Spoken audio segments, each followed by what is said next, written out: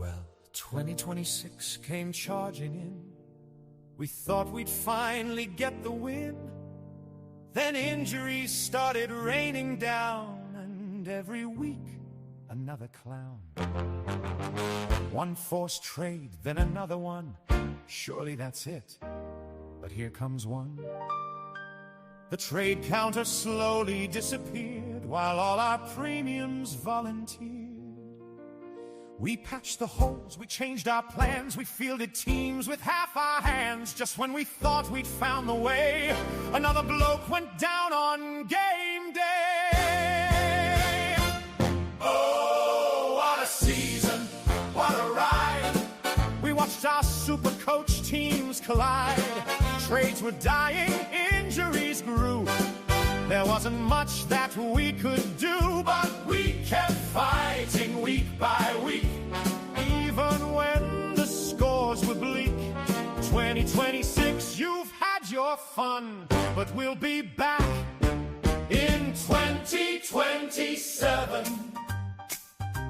And then there's Pet Tracker, what a fraud. 3-round average in the 40s. Oh my God! The premium we thought would lead the way finished the season throwing scores away.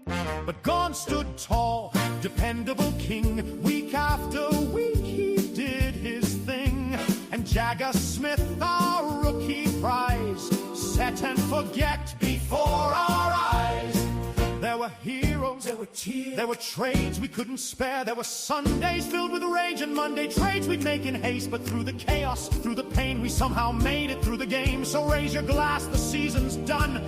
We bloody survived it, everyone.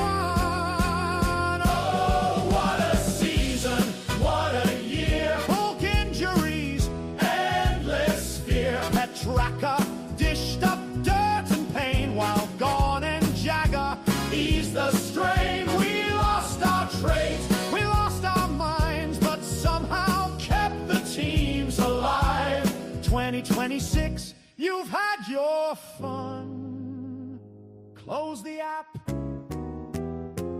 the season's done. We'll lick our wounds, we'll lick our wounds. We'll study the stats, we'll rebuild our teams. And when 2027 comes around, we'll be back.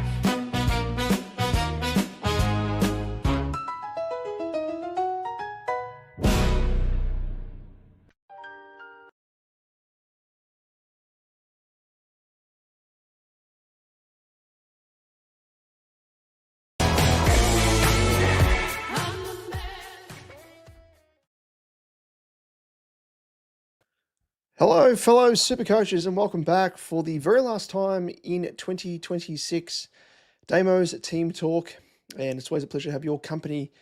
And, well, what a season. We say it every single time, every single week. I reckon over the past, 10, 11, 12 weeks, I reckon the second half of the season was more often than not a shit show. We all felt it in some way, shape, or form, and I reckon we all collectively, in the last maybe month of the season, we were on our hands and knees crawling towards the finish line, out of trades. And I would be very surprised if you're tuning in and you were one of the select few that had a full suite of best 23 players to choose from. Because for me, I ended up having, I think it was around about, I think it was 5 donuts in the end.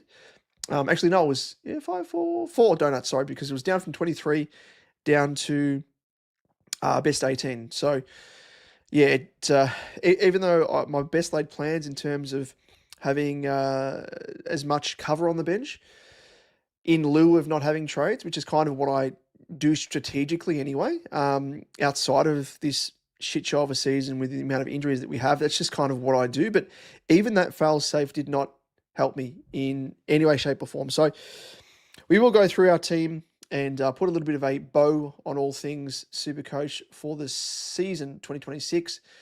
But outside of that, let us know how you're going. Of course, we are recording this live in our final live stream. It is sad, of course. Wipe away the single tear that rolls down our cheeks out of sadness, but also relief. The season is done. but we hope you had a strong finish to the season if you were able to. So let's bring up our team. And first and foremost, how did I go in the final round? Well, not the best. And I think it was a tale of the tape for the last maybe 5 weeks of the season where I'd hit a peak, looked as though I was going to finish strong inside the top 1K. Injuries just were ramped up, and lack of trades just did me in. So ended up finishing with a score of 2,221, and season rank wise, well, slid. I think the biggest slide in recent times as well.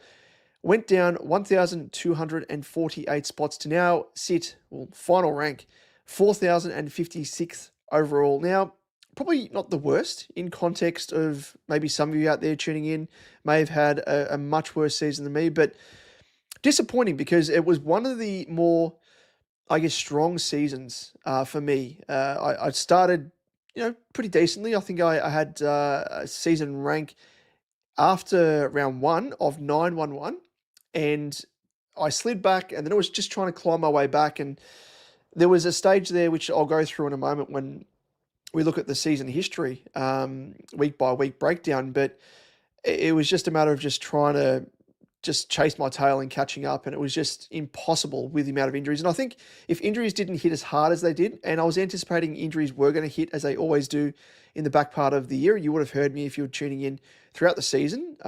Me say ad nauseum, keep some trades up your sleeve because injuries hit in the back part of the year, but not even I could anticipate the amount of injuries that we had. So that really set me back, and I was all out at sea really, and I wasn't able to make back that strong position that I was in. So let's have a look at my team, and of course the best 18 plays that we ended up having for this round. So you can see a lot of DNPs across the board here. One of which was through the stupidity of, I guess, behaviour of an Isaac Heaney. So he was suspended. He was my donut in the midfield, but thankfully was able to cover him with one of the rookies that I had off the bench in Fitzgerald with his 62. But up forward, it was an absolute barren wasteland because we had two of our on-field 6 forwards available. So we had 4 injured players. So we had Sheasel not playing, Horn Francis injured, Durham injured with groin soreness, whatever it was, and Petrarca just whatever you want to call that, broken spirit, because he broke all of our spirits, I think, across the season, across the back part of the season especially. But 4 of those guys not being available, and that was just me, because you look at my bench and I had Liam Reedy unavailable, and of course Banfield unavailable as well. So that was kind of the tail of the tape for me. I was unable to cover any of those. But even so, even if I did have rookies off the bench in the forward line, it still would have meant that I had to gobble up 2 donuts in the forward line, which is just utterly ridiculous. But that was kind of that. So I was forced to gobble up 4 donuts. As I said, Heaney was being covered by Fitzgerald, thankfully. And I had pretty decent cover in defence on the bench as well. Dirksen 62 and Anand with a 51. In terms of vice captain or captain, so you would have seen in my final episode of my top 5 for captains, of course, it is the I'm the Captain Now episode that we release every Thursday in season, which will be making a return, of course, for season 2027. And we hope that we helped you in some way, shape, or form. And we will go through as well afterwards our performance, our own individual performance for our captains across the season from week to week, and pleasantly surprised did pretty well. And that probably kept me in good stead in terms of ranking as well, and is part of the reason why I always say captaincy is such a big thing, but none more so than, of course, in finals. So Maxi Gorn was my top pick for captain of the round with a 171, and I promptly locked that in, of course. My backup option was Basilinka with a 171. So he scored exactly the same as Gorn. So whether or not I went down that path or the other, hey, it worked out exactly the same. Whilst we're on it, of course, because we won't be doing our I'm the Captain Now episode, given there is no, of course, round hereafter, this is how we performed So we had top ranked, as I said, Maxi Gorn. He scored a 171. Rankin was our second highest ranked captaincy option with a 187. So if you had two of those guys, you would have been very, very happy. Both of those. So Rankin outscored Gorn by 16 points there. Crazy. LDU was our third top option with an 82. I was kind of unsure as to whether or not he was going to get the tag, given the fact that Sydney did not have James Jordan in the team, but I think they ended up using Rowbottom in the end to tag LDU. But a bit of a learning for me anyway, especially because I jumped on LDU thinking in the back part of the year that Sheasel would have been tagged by the opposition's best tagger. But that just did not happen more often than not. So something to, I guess for me, a bit of a learning for me across seasons to come with LDU, that they'll tag him before Sheasel, which I think is quite interesting. Ashcroft was our fourth highest rated captaincy option. Again, the caveat there, as I spoke about in this captaincy episode, was the asterisk, not knowing if Ed Allen was going to go and tag Ashcroft or Lachie Neale. Hence the reason why Ashcroft was rated at number 4, albeit I think it was a decent matchup against the Pies, but that was kind of accounted for there. And Basilenka, as I said, with a 171 in pretty terrible form, Supercoach-wise, but we couldn't dismiss him entirely. So hence the reason why he was ranked number 5 overall. I just couldn't trust him. But for me, as I said, both of those guys in Gorn and Basilenka were in my team, and I had LDU as well, but didn't want to roll the dice on him because I was, again, a bit unsure, I think, around the tag element of things. But Basilenka and Gorn kept me in good stead. So, as we always say, I hope I helped you in some way, shape, or form choose the best scoring captain for the final round in round 24 and the all-important grand final. Let us know in the chat if you are tuning in live as to whether or not you did decently enough with your captain. If we helped, that'd be awesome. But if you won your grand final as well, that'd be pretty cool to hear. Let's go through the rest of our team. And of course, as I said, we'll go through the captaincy performance for ourselves after we go through our team. So, Lachie Whitfield with an 88, and it was a bit of a frustrating, I guess, finish the season for Whitfield. He fell away massively. He was not the same Whitfield that we came to know and love over the past few seasons. His performance was very, very frustrating. It was very up and down, very un-Whitfield-like, where he was kind of a bit more of a consistent performer, which we always loved with Whitfield of past years, but not so much this season. Lachie Ash, he was a late trade-in. I think it was my last trade-in might have been. Actually, no, sorry, his second last trade-in, should say, because that bloody frustrating player, Jordan Dawson, was the last trade-in player. But Lachie Ash, for me, 108, he started slowly in my team. I think for the last 4 rounds of the season I've had him, and he really did do decently enough in the final 2 rounds, which was good to see. Kel Wilkie, 71, he fell away as well massively. Luke Parker, respectable enough, but wasn't really hitting the heights of sort of mid-year. Worrell with an 84. Again, I've spoken about this bloke enough across the season 2026, how frustrating this bloke has been. He was one of my, I think, early upgrades in terms of, might have been around 5 or thereabouts, and I got swindled into the fact that I think over the past 3 seasons or thereabouts, his average has been increasing, and I thought, yes, this is the season where he's going to take that next step and become a genuine primo. No, he's, I think, first, 3 games of the season where he scored well. I don't think we saw scores like that again for the rest of the season. So, Josh Worrell, he's in my burn book. He's my never again list. Like 116, 123 to start. And he had 2 more scores, 120 plus. Like, how frustrating is that? And he ended up losing a fair bit of money as well. 392.3k is what he ended on. And I jumped on him at 524.4. So not a good investment at that. Hawker Hahn, mind you, great investment. In terms of those mid-season rookie draftees, he was dependable. And we needed him as well because the amount of injuries that we had, I think he would have played how many games did he play? 4, 5, 6, 7, 8, 9, 10, about 11. I reckon I played him for around about 4 or 5 of those 11 games. So a really nice fill-in, that is for sure. Wade Dirksen with the 62, he stuck around for a fair while and again filled the hole late in the season when those injuries struck. So very thankful for that. Kai Nand, he was another, of course, mid-season rookie draftee. He wasn't as reliable with his scoring, and I don't even think I used him on field at all. So, I mean, if I needed him, I could have used him, but didn't need to. So there's that. But he was insurance nonetheless.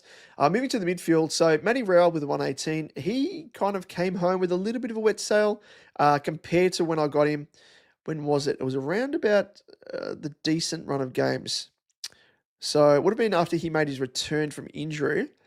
And I think it was it Port Adelaide? It might have been. No, it might have been after North, sorry. So I thought it was. I thought, here we go, 98, 131 on return. He's going to smash it like he did last year in the back part of the year. It was very up and down. As you see here, like every second week was up, down, up, down, up, down. And then the last, 6 rounds of the season, he had a 142, 92, 118, 174, 118, and 118. So ended up being a decent investment in the end to make up for those sort of off weeks. But albeit frustrating enough. Nicky Dacos, everyone had him. We know what he can provide. So he was very, very decent, especially the last half of the season, really. He turned up and 120 plus scores just out the wazoo, apart from the 92 that he had in the final round against Brisbane. Of course, he was being managed in-game, to be expected given the Collingwood were playing or are playing in the wildcard round as well. Baz Lincoln with 171. Now, this bloke, frustrating. Even though I ended up waiting, I was very, very patient. He was smashing it all the way up until round 18 when he dropped below a ton. And at that point, he had dropped around about, I think it was about 50K. And I was like, yep, this is it. I'm jumping on. And from then on, he was putrid. 120 was good. 96, 79, not good enough. A 161 against Essendon made up for those shit scores.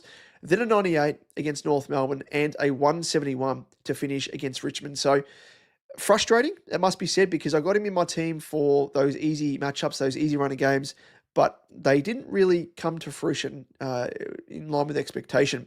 Isaac Heaney, he was pretty decent, must be said, outside of his ridiculous end to the season, which we won't go into, but he was ultra consistent. Like, he was a captaincy option most weeks from when I got him in my team, which was after round 4, after the West Coast game, and ended up smashing it. So he did very, very well. He's into the season not the best. He had 3 scores in the 80s, 1 in the 90s, and then a 114 and 169. So he finished the season strong against the Dons. But yeah, it's kind of the tale of the tape with these primos. Now, Jordan Dawson is 100% in my never again list. Never again. I've spoken about this bloke in the past and how he is, I think, overrated in Supercoach. He's a great footballer generally, but in Supercoach, his disposal is absolutely putrid more often than not. Averages around about 64, 65% disposal efficiency, which is not elite. It's not good enough. And it does put a cap on his ceiling scores. And I saw that in the back part of the season. 110, 108, 107, 111 were the games that I got him for. And just did nothing. I think it was actually, no, it would have been, was it against the Pies? It might have got him. Yeah, just frustrating, because even more so, I had the captaincy on him against Essendon, against Richmond, and I was like, that's it. Never again. You're done. So very frustrating. He was my last trade-in. And even more frustrating was the fact that I was swindled by the matchups in his final 4 games of the season.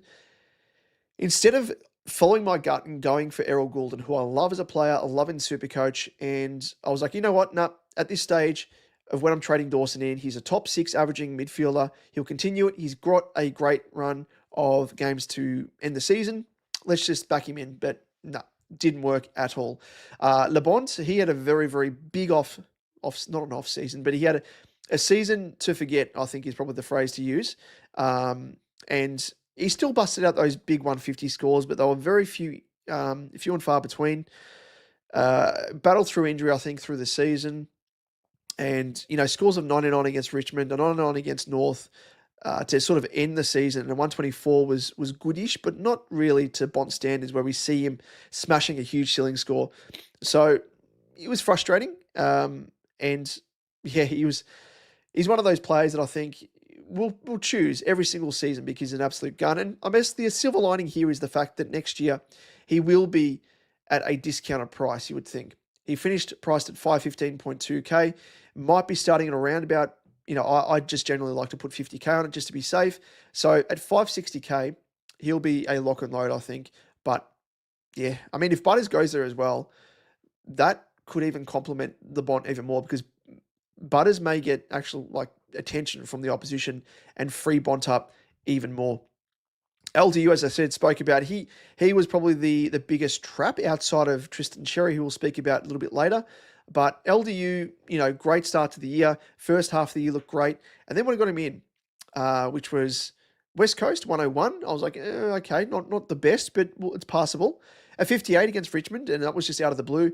A 146 against Essendon, which was great. A 121 against Port, and I was like, here we go, we're back, baby. But no, an 83 against Collingwood, tagged. 108 against Melbourne, who I think he was tagged. St Kilda, 73, tagged. Hawthorn 107. Against the Dogs, 156. And we're like, great. Of course, tagged by Geelong, Oyston Mullen, and 82 against Sydney, tagged again. So I think every single week, more often than not, he was being tagged. And that really put a dent in his scoring output and in, of course, the scoring output of my team as a collective. Sammy Walsh with a 122. Now, this bloke, I love Sammy Walsh. He's my favourite player outside of Jagger Smith, of course. But he is someone that is, I think, perennially underscored. He did pretty well in the back part of the year, 120s across the board here. But there were games there where he actually should have been scoring 130, 140, maybe even 150 plus. I don't know what it is, but if you're watching Walsh as closely as what I am as a Carlton supporter, I just don't understand the reasoning behind it. It just is perplexing. I've seen other people as well in our Discord mention it. Joe Descote, of course, the great man, being one of those. It just is perplexing. Now, the Wang, he finished the season on the bench because he was injured, of course. The Wang went twang against my mob in Carlton, but a great get. Great get. We ended up getting him against the Giants. 135, 144, 160, 154. A 57 against Geelong, of course. He was tagged. 194 against North. 117 against Sydney. And, of course, injured against Carlton. I think he was probably going to play a decent game that round as well. But he's someone that was one of the best, I think, trade-in players to really get maximum return on, return on investment, if you want to call it that. Fitzgerald was a decent mid-season rookie option as well as cover. Finds the pill, and thing letting him down, I think, is his disposal efficiency, but outside of that, he provided decent cover. Jack Ison, we kept hold of because he wasn't at a high enough value point to trade him, so he was kind of a bit of a loop, which is quite funny to say if we needed it, because we didn't with the amount of injuries that we had. In the rucks, Maxi Gawn, 171. Now, dependable Max Gawn.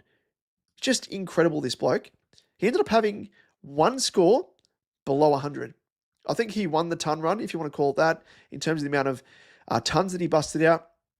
Just an ultra reliable. This bloke is like a fine wine. He just ages so finely. Jackson, he started the season like a house on fire, and he was in my starting team.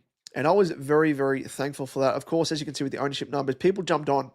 And I reckon he was weighed down by the amount of people jumping on him, because in the first half of the year, he was insane, averaging a 123.6. And then he just dropped away. He had a couple of big scores here and there, but a lot of scores in the 90s, one in the 70s.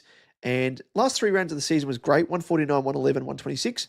But yeah, left much to be desired for at least a good 5-6 rounds sort of in the back part of the year. Oscar Steen, of course, not at a price point to trade him out, nor that I really had any trades to use anyway, but he was out for the season, R3, but provided a little bit of flexibility with Liam Reedy, which did actually help because Oscar Steen was originally in my forward line, and it was the week that Horn Francis was out through injury, randomly, might have been round 20 maybe, round 21, and Liam Reedy was just randomly selected, and he busted out Liam Reedy, a 93 in that game against the Pies, round 19 it was.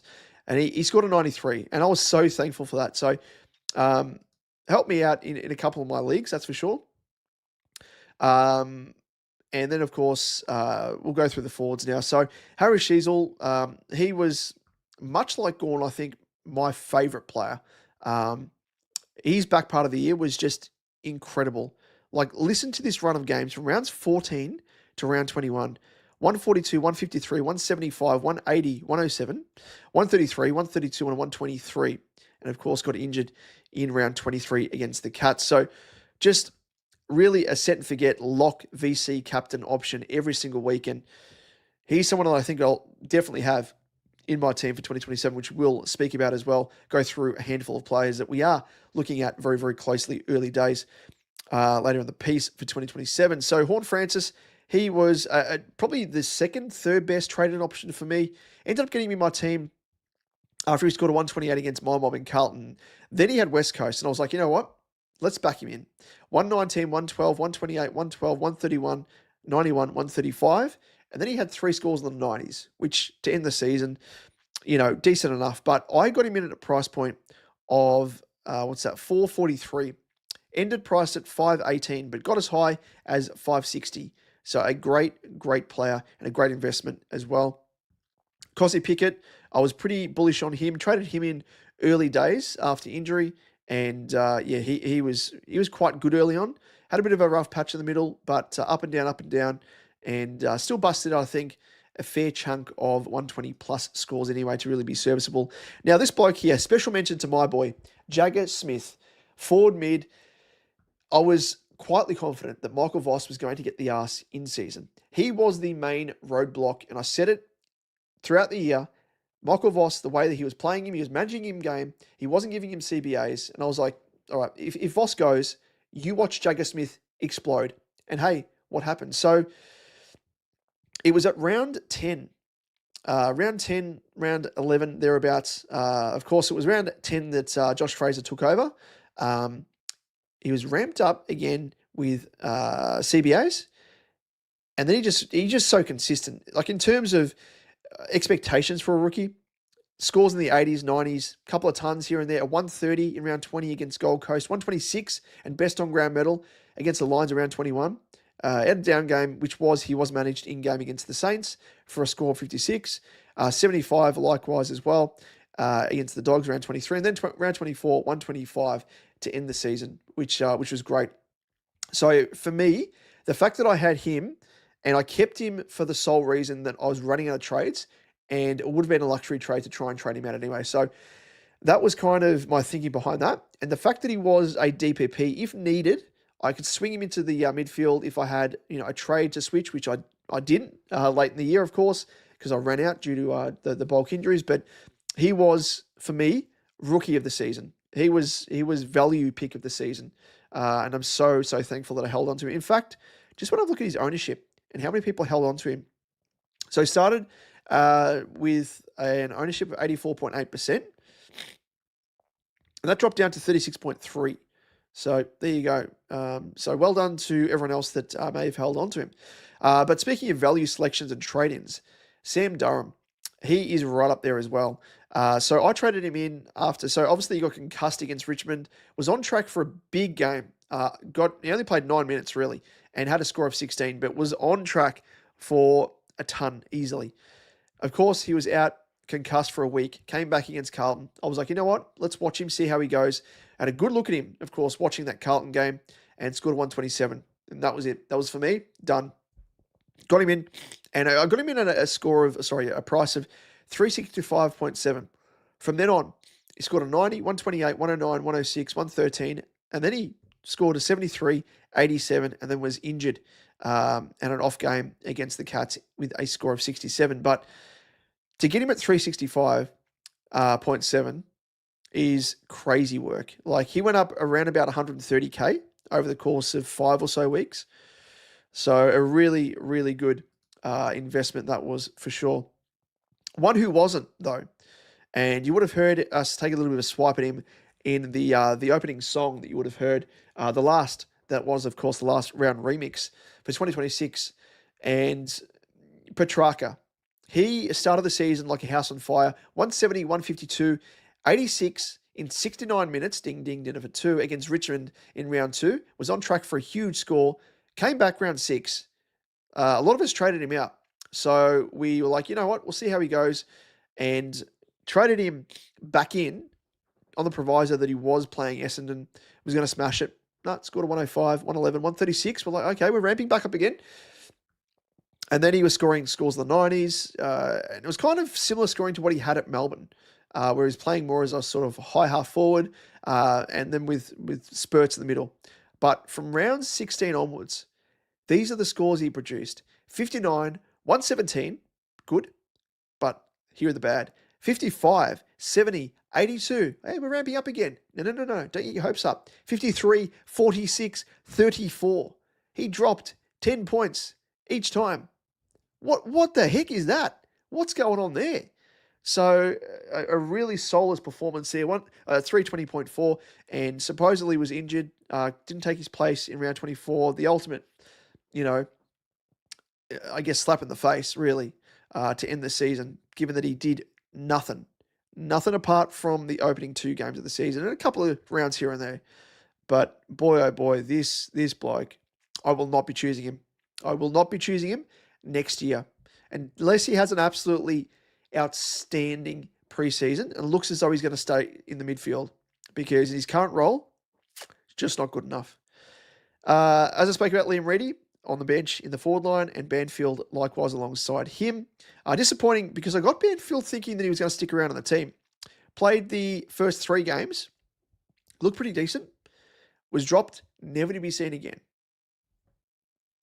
Ross the Boss. It's just Ross the Boss stuff. And Tristan Sherry to round things out. Now, this is a bloke, as you would have heard in the preseason, I was pretty against starting in the team.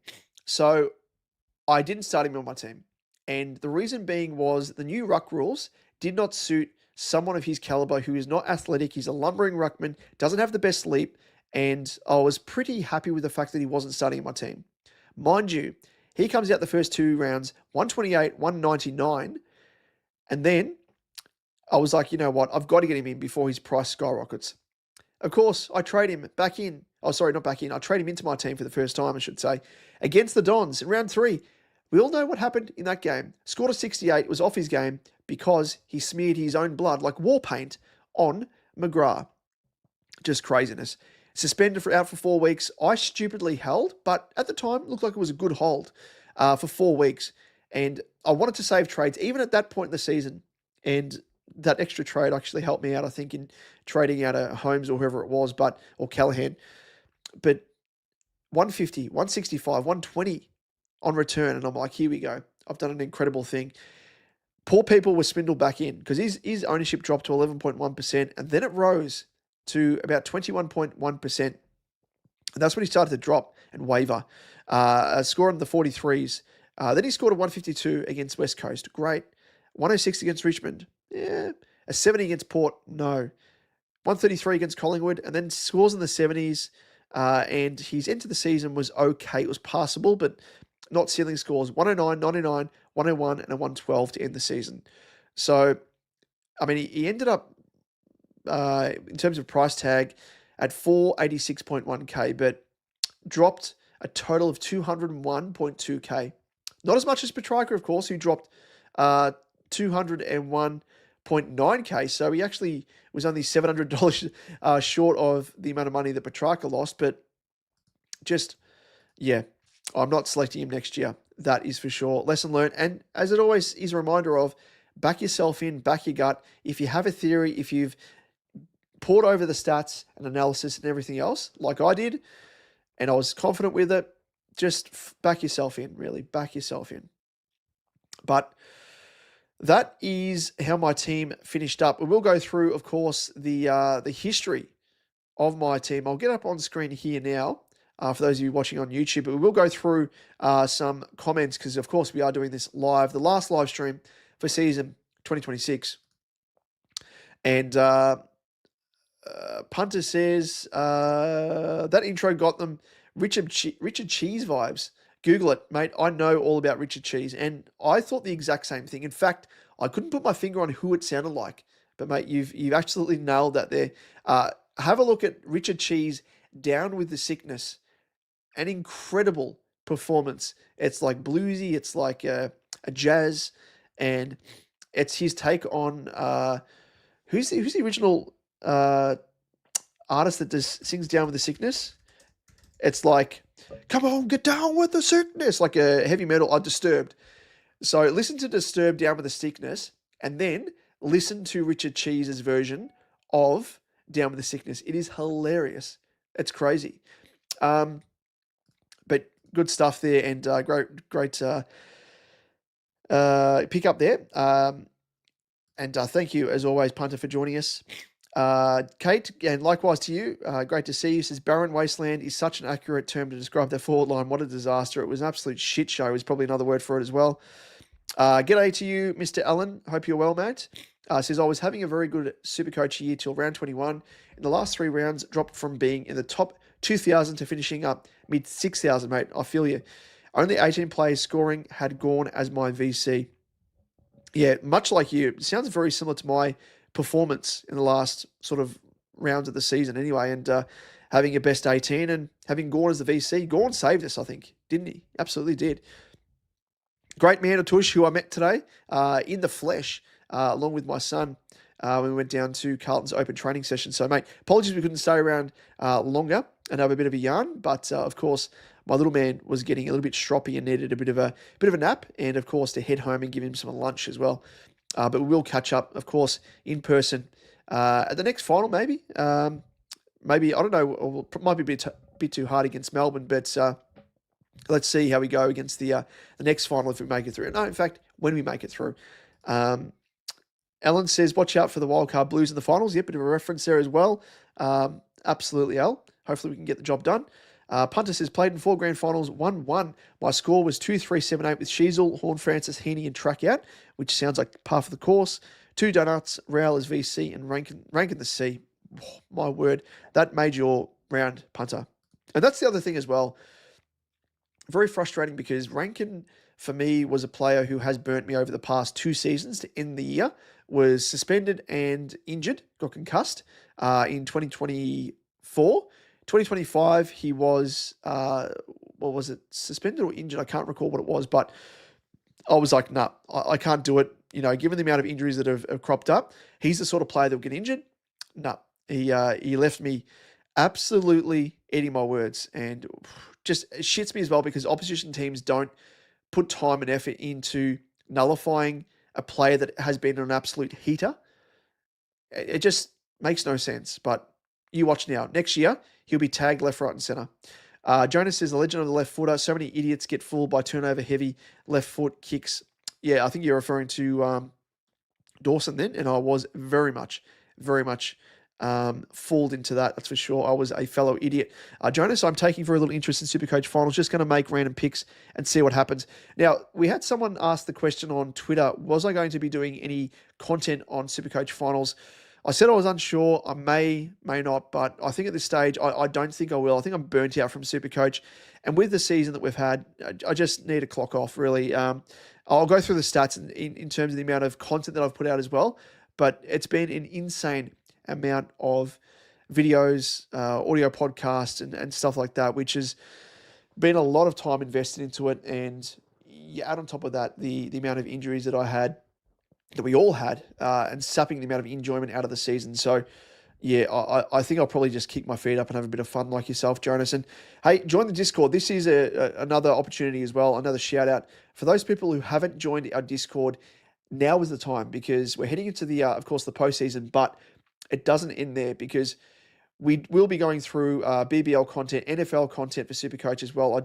I won't be doing any Supercoach content on YouTube or via audio podcast for this season because just the interest isn't there and the amount of time invested, just it's not worth it. And I'm just burnt out as I am at this stage of the year, of course, at the end of AFL Supercoach. So we'll be chatting about those alternate platforms. We'll be of course doing some BBL content across YouTube and audio podcasts, but primarily we'll be continuing really to be active in our Discord. And if you have any comments, questions, anything else, and just join in our community. That is virtually the bottom line here. Join the community. It's free to do so, and a great way to, I guess, when things ramp up for 2027. We will be, I think, as a community, and this year compared to other years, our community on the Discord has grown exponentially. It's gone crazy. So, you know, you go there for Q&As, you go there for help, assistance, everything else. So be like those legends already in the Discord and join. I'll pop the link in the comments here on YouTube. Otherwise, it is available, of course, in the YouTube description and audio podcast description as always. Punter says, went up 823 in rank, finished 7130. It was an absolute roller coaster ride for me. Round 11, 25k. Round 16, 4.4. Round 21, 16.3. Geez, you were up and down. And finished with a rank of 7.1, mate. You've done pretty well to claw back a couple of times there. Mersey, g'day, mate, says, can't wait to never see Miller or Walsh again in my side. Miller, 100%. I almost fell into the trap, and I was going by the notion at the back end of the year, which again worked against me, as I said, with Isaac Rankin. But I was saying I'm not touching any player that has terrible durability with having like 2 trades in hand. And that kept me in good stead. Otherwise, I would have been absolutely gobbling up another donut and very, very frustrating. Jonas says, Cal Wilkie is not a fullback. He's a medium defender who got slaughtered multiple times this season. Absolute joke for pick. He's very much like he's a poor man's Tom Stewart. Stewart's an incredible lockdown defender, but also intercept. But Cal Wilkie, as an intercept player, he's great. As a lockdown defender, not so much, gets shown up. As you've said there, plays loose and beats up on ordinary forwards like the Lukoshis on one leg, gets big stats, playing kick to kick in the back line. Yeah, but he actually produced some decent scores, we'll say that, across 2026. So not too unhappy with that. G'day to you, Global. I haven't seen you in a little while, mate. Hope you're well, and hope you had a decent end to the season, which you said there, around 15, I was 22k overall, ended up 1794 overall, mate. You had a great end to the season. No doubt, I imagine, you've got Isaac Rankin in your team to help you out. I reckon that's kind of the commonality here. If you have Rankin in your team, incredible finish. No Rankin, no ranking. That's virtually what will happen there. Atush, I trust Damo's gut, mate. Get around it. Get around this gut. It serves me well, but I've got to follow it more, really. Jonah says, nickname Albatross the Voss. An albatross is a metaphor for a psychological or social burden that feels like a curse. Someone you want to be free from because that person is causing you problems, an obstacle to success. Mate, 100%. You're referring to those sort of players like a Petrarca, guys of that ilk, but also Michael Voss, which we'll chat about again on Blue Baggers Edge. We don't want to be derailing this too much over on Supercoach Edge here. Atush says, we'll catch up properly. Sorry, I was super late. Mate, I only turned up with around about 15, 20 minutes to go. No, actually, it was around about 20 minutes to go, I think it was. But I didn't really care. I just wanted to get out and about and, have a bit of a day out with the little man. So it was great to meet you in person. And hopefully, when we win against the Ds, surely they'll have another open training session. I'll head down there and we'll catch up again if you're down there, which I'm sure you will be, mate. But you've said there, Pito didn't sign my hard hat, which was, of course, what you grabbed from the St Kilda game because they got the hard hats that they wear in the cheer squad or whatever. But crazy stuff from Pito. Come on, mate. Atush says, hit the like button, you dogs. If you've been liking our content, that's probably one thing I will say. I don't like to, drum up all the usual, like and subscribe, which I do say, but I don't like to pepper it. But for one thing I will say, if you have enjoyed my content across season 2026, of course, I've been doing it solo. Liam being unavailable, rightfully so. Had himself he's newborn, of course. He's a beautiful daughter, so had much on his plate. But this was the 1 year, a test for me to do it solo. And it was a lot of work, but it was worth it. And if you have enjoyed the content I've been putting out across the season, don't forget to like this video. Hit the hype button as well if you're watching it on your mobile. And also, give us, above all else, a subscribe on YouTube. And if you listen to us on the audio podcast, give us a rating, review, and give us a follow as well. That would be absolutely fantastic. Let us know how we're going as well in the comment section down below on YouTube. But thank you as always, Atush. He says, hit the like button and subscribe for a Damo. One of the hardest workers I know. Bloke runs 2 channels. I can barely find my socks in the morning for work.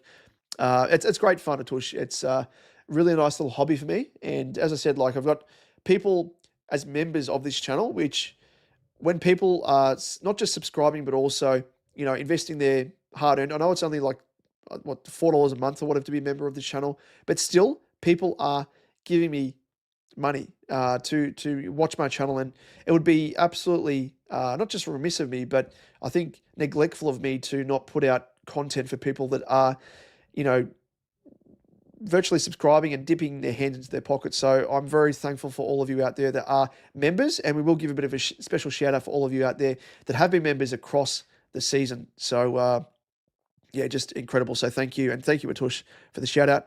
Punter says that all Australian team, really, the shit show keeps delivering from the opening round, questionable fixtures, too many bye rounds, umpiring shit show, Arc was a shocker. What's happening to our great game, mate? The great game is going down the gurgler. That's what's happening, unfortunately.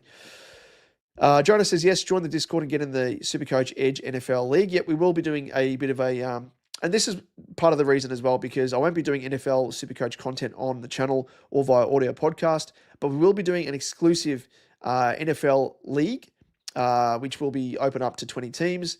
And of course, we'll have an open league as well for other people that want to join and maybe miss out on spots in the exclusive Discord league. So join the Discord, and looking forward to seeing you in there. And of course, that is the link that I've popped up in the chat.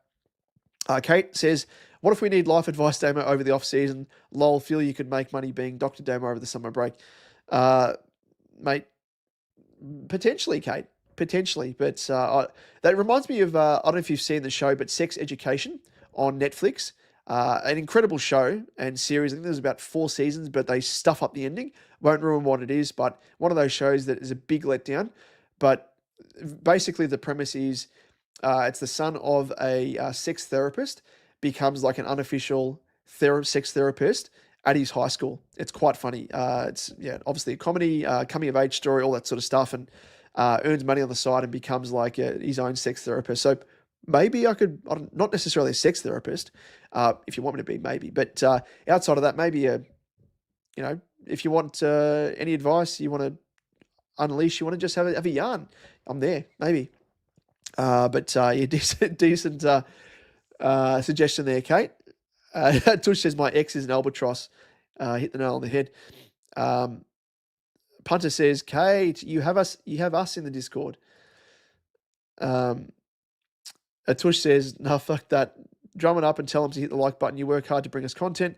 It's not easy, man. I know firsthand, so we can all appreciate you and what you do for us. Mate, I've said it in the past and I'll say it once again, Tush. You need to be my 24/7 hype man. I just take you around in my everyday life because you do very, very nicely to hype me up and pump me up and get me feeling nice about myself. So thanks, mate.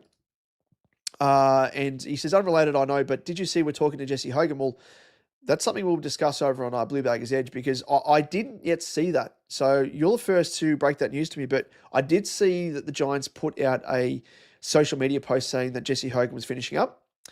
And I am so happy that we are chatting to Jesse Hogan over someone like a Marty, who does not have the talent of a Jesse Hogan. We know Hogan's durability isn't the best, but by gee, he's one, leading goal kicker. He's won a Coleman the other year, wasn't it? So a great player. Yes, he's old, but hey, look at Nick Haynes. Yes, Nick Haynes was old. People underestimated him, and he has been a key cog in our defense, filling a hole until we've had the likes of a Harry Dean in the team now, and he's the next best. So I think getting these stopgap type players in until we have a player to then replace them, of course, a young player that is developing, this is the way to go about it. Stay competitive, and whilst doing that, develop players coming through. But of course, we'll chat about that in a bit more detail over on Blue Baggers Edge. Potentially do a separate video very, very soon. Jonah says Kate wants to sign up for Damon Ash's Edge University. Whatever advice you need, Kate, let me know. If it's education, if you need assistance with production, of course, that is my day job. Anything like that, for sure. Atush says won a Coleman, that's it in 2024. So can obviously we haven't had really someone of his size. Harry's quite strong. He's got the great overhead mark, but not since, I reckon. I mean, can you even classify Fev as like a bulk, a hulking forward, like a Barry Hall, a Fraser Gehrig? And I see that man. I see Jesse Hogan in that mold. But yes, potentially. Edge Edgelers University. Yeah, I like that. Let's go through. Let's just go back to the Supercoach chat. We can chat about other things when we're wrapping up. But Punter says, where is Butters heading to? Already said no to the Pies. Bugger, I feel Geelong has done it again. Mate, I hope he does not go to Geelong. Surely not. Um, I still think he's going to go to the Dogs, personally. You think of a midfield of Bont, Butters, Ed Richards.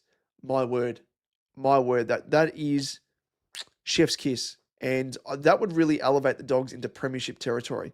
They get back a fit and firing Sam Darcy. Geez, sky's the limit for them. So he's got connections with the Dogs loosely anyway. He used to be a hardcore Dog supporter, which I know doesn't probably count for much, but I just think with their makeup, their DNA as a side, outside of lacking a genuine key position defender, hence the reason why they've had to use Buku Kamas as a lockdown defender on their opposition's first or second best tall forward, which he can't do. He's a third key position defender at best.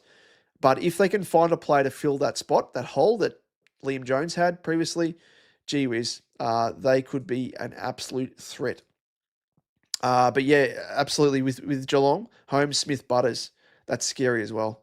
Geelong, just get out of it. Get out of it. Leave some for the rest of us, as we say. Let's have a look quickly at our season and how we went from the get-go. So, round one, as I said, we started pretty strong with a 911. Oh my God, call 911. You know that techno song?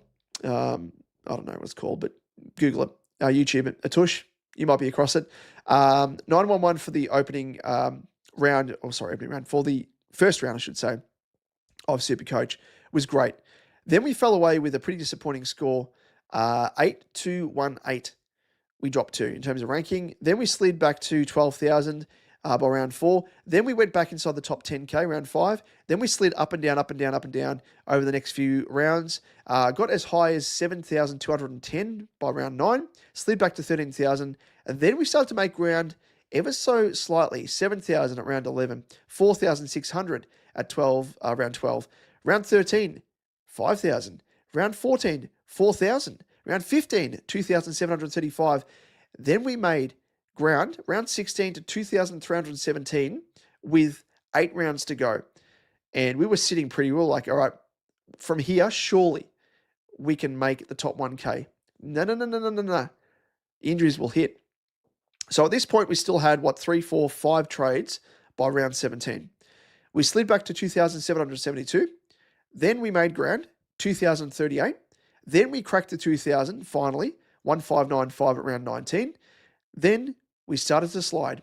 From rounds 20 all the way to round 24, we slid progressively. And this is when the injuries hit. We had 2 trades up our sleeve at this point. We're trying to be conservative, and we could only hold them so long because we had Holmes going out, we had Callaghan getting injured, we had Naz getting injured. It was just a shit show. So we slid from 1,595, which was our second highest rank outside of that round 1 rank of 911. And we slid to 1847, 1922, 2191, 2808, and then finished 4,056 overall. So what could have been type season, and you look at it in terms of team value, we had a team value of 14,137,400, which is elite. That round, if you look back at my Damo's team talk, I looked at the top 20 teams, and I think there was maybe 2 teams in the top 20 ranked overall that had a team value of that or better. So we're in pretty good shape, and then we just fell away due to injuries. So a definite what could have been. Let's go through ever so quickly. And of course, just a bit of a caveat here. In terms of my own leagues, the cash leagues, I was in 3 cash leagues for the grand final. I lost one, and I lost one. Yeah, lost one and won two. So not too bad considering, that's for sure. So in terms of the Supercoach Edge Open League, just to recap, I finished 1-3-1 out of 1,148. But as you can see here on screen, Lloyd Style was the Supercoach Edge Unlimited Premier. So well coached to you, Lloyd, indeed. And if we have a look through at the top 5, so he finished around about, 204 points, better than the second place team, Murray Raptors, of course, who was in one of our 1K cash leagues. So Murray Raptors finished overall rank 17. Lloyd Style, he came home with a wet sail, rose 12 spots in the last round, and ended up finishing with an overall rank of 4. So well done to you, good sir. King Baba, Liam's team, was in 3rd. Chloe's team, look at Moya, of course. Chloe is part of the Code Sports team, Herald Sun, and the official Supercoach podcast and the content being wheeled out there. And Icebox finished in 5th, Sasha's team as well. So actually, let's round out. So we'll do just for those people in the top 10. So Shimmy, 2K, 2, 6, and 6. Big Dog in 7th. Hawk Baby in 8th. We Bring the Boom in 9th. And Eccleston's in 10th. And Blake as well. Of course, Blake was last year's winner, 2025. He ended up finishing 11th and an overall rank of 343. So well done to you, Blake.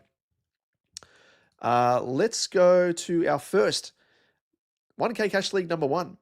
So last week I spoke about, of course, those in the prelim that had won, went through to the grand final. It was between Shorty's Supercoach Tug Tour, of course, that is Jonas Goat. He ended up facing Dan's team, Nilly Haddo. Now, Dan's team finished in 5th, had to win 4 games in a row to win the flag, and boy, did he do just that. Of course, this is a man who ended up beating me in the prelim by 1 point, but boy, did he make it count, because he bested Jonas by, 24 points. So very, very close game between these two Titans. And Nilly Haddo, from memory, Dan's team, was a former premier back in the season 2024. And of course, Jonas was as well. So 2 teams that had won flags in the past in the 1K Cash League. And Nilly Haddo has got 2 on the board. So well done to you, kind sir. He is a winner of the 1K Cash prize. And outside of that, the 1K Cash League number 2, it was fought between, and I have no idea how Liam ended up Stephen Bradburying into the grand final, because he was copying donuts. He had coverage off the bench, though, in the form of some really putrid rookies, and ended up having a very, very favourable matchup in the prelim against unique individuals who scored a putrid 2,061. Liam scored a 2,149, went through the grand final to face Zorachilla, who was the number 1 seeded team. And gee whiz, Zorachilla wiped the floor with Liam. It was Liam 2,167 to Zorachilla, Ryan's team 2,553. So Zorachilla, congratulations to you, and commiserations to Murray Raptors as well, who had an incredible season. But Zorachilla, he finished with an overall rank of 582, so a very, very good season by him. And likewise, as I said, Murray Raptors with an overall rank of 17th overall. So those were the, of course, the 2 1K Cash Leagues. And again, congratulations to the winners, and commiserations to those who fell short. And actually, I'm just going to let my cat out. He's just trying to get out.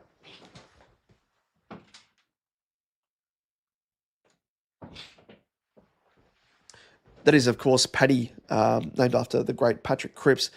He was looking to get out. So Kate has said, is this the last season we see people starting with mid-prices and the Rook Primo approach comes back in fashion next year? I mean, we say this every year, like mid-prices don't work.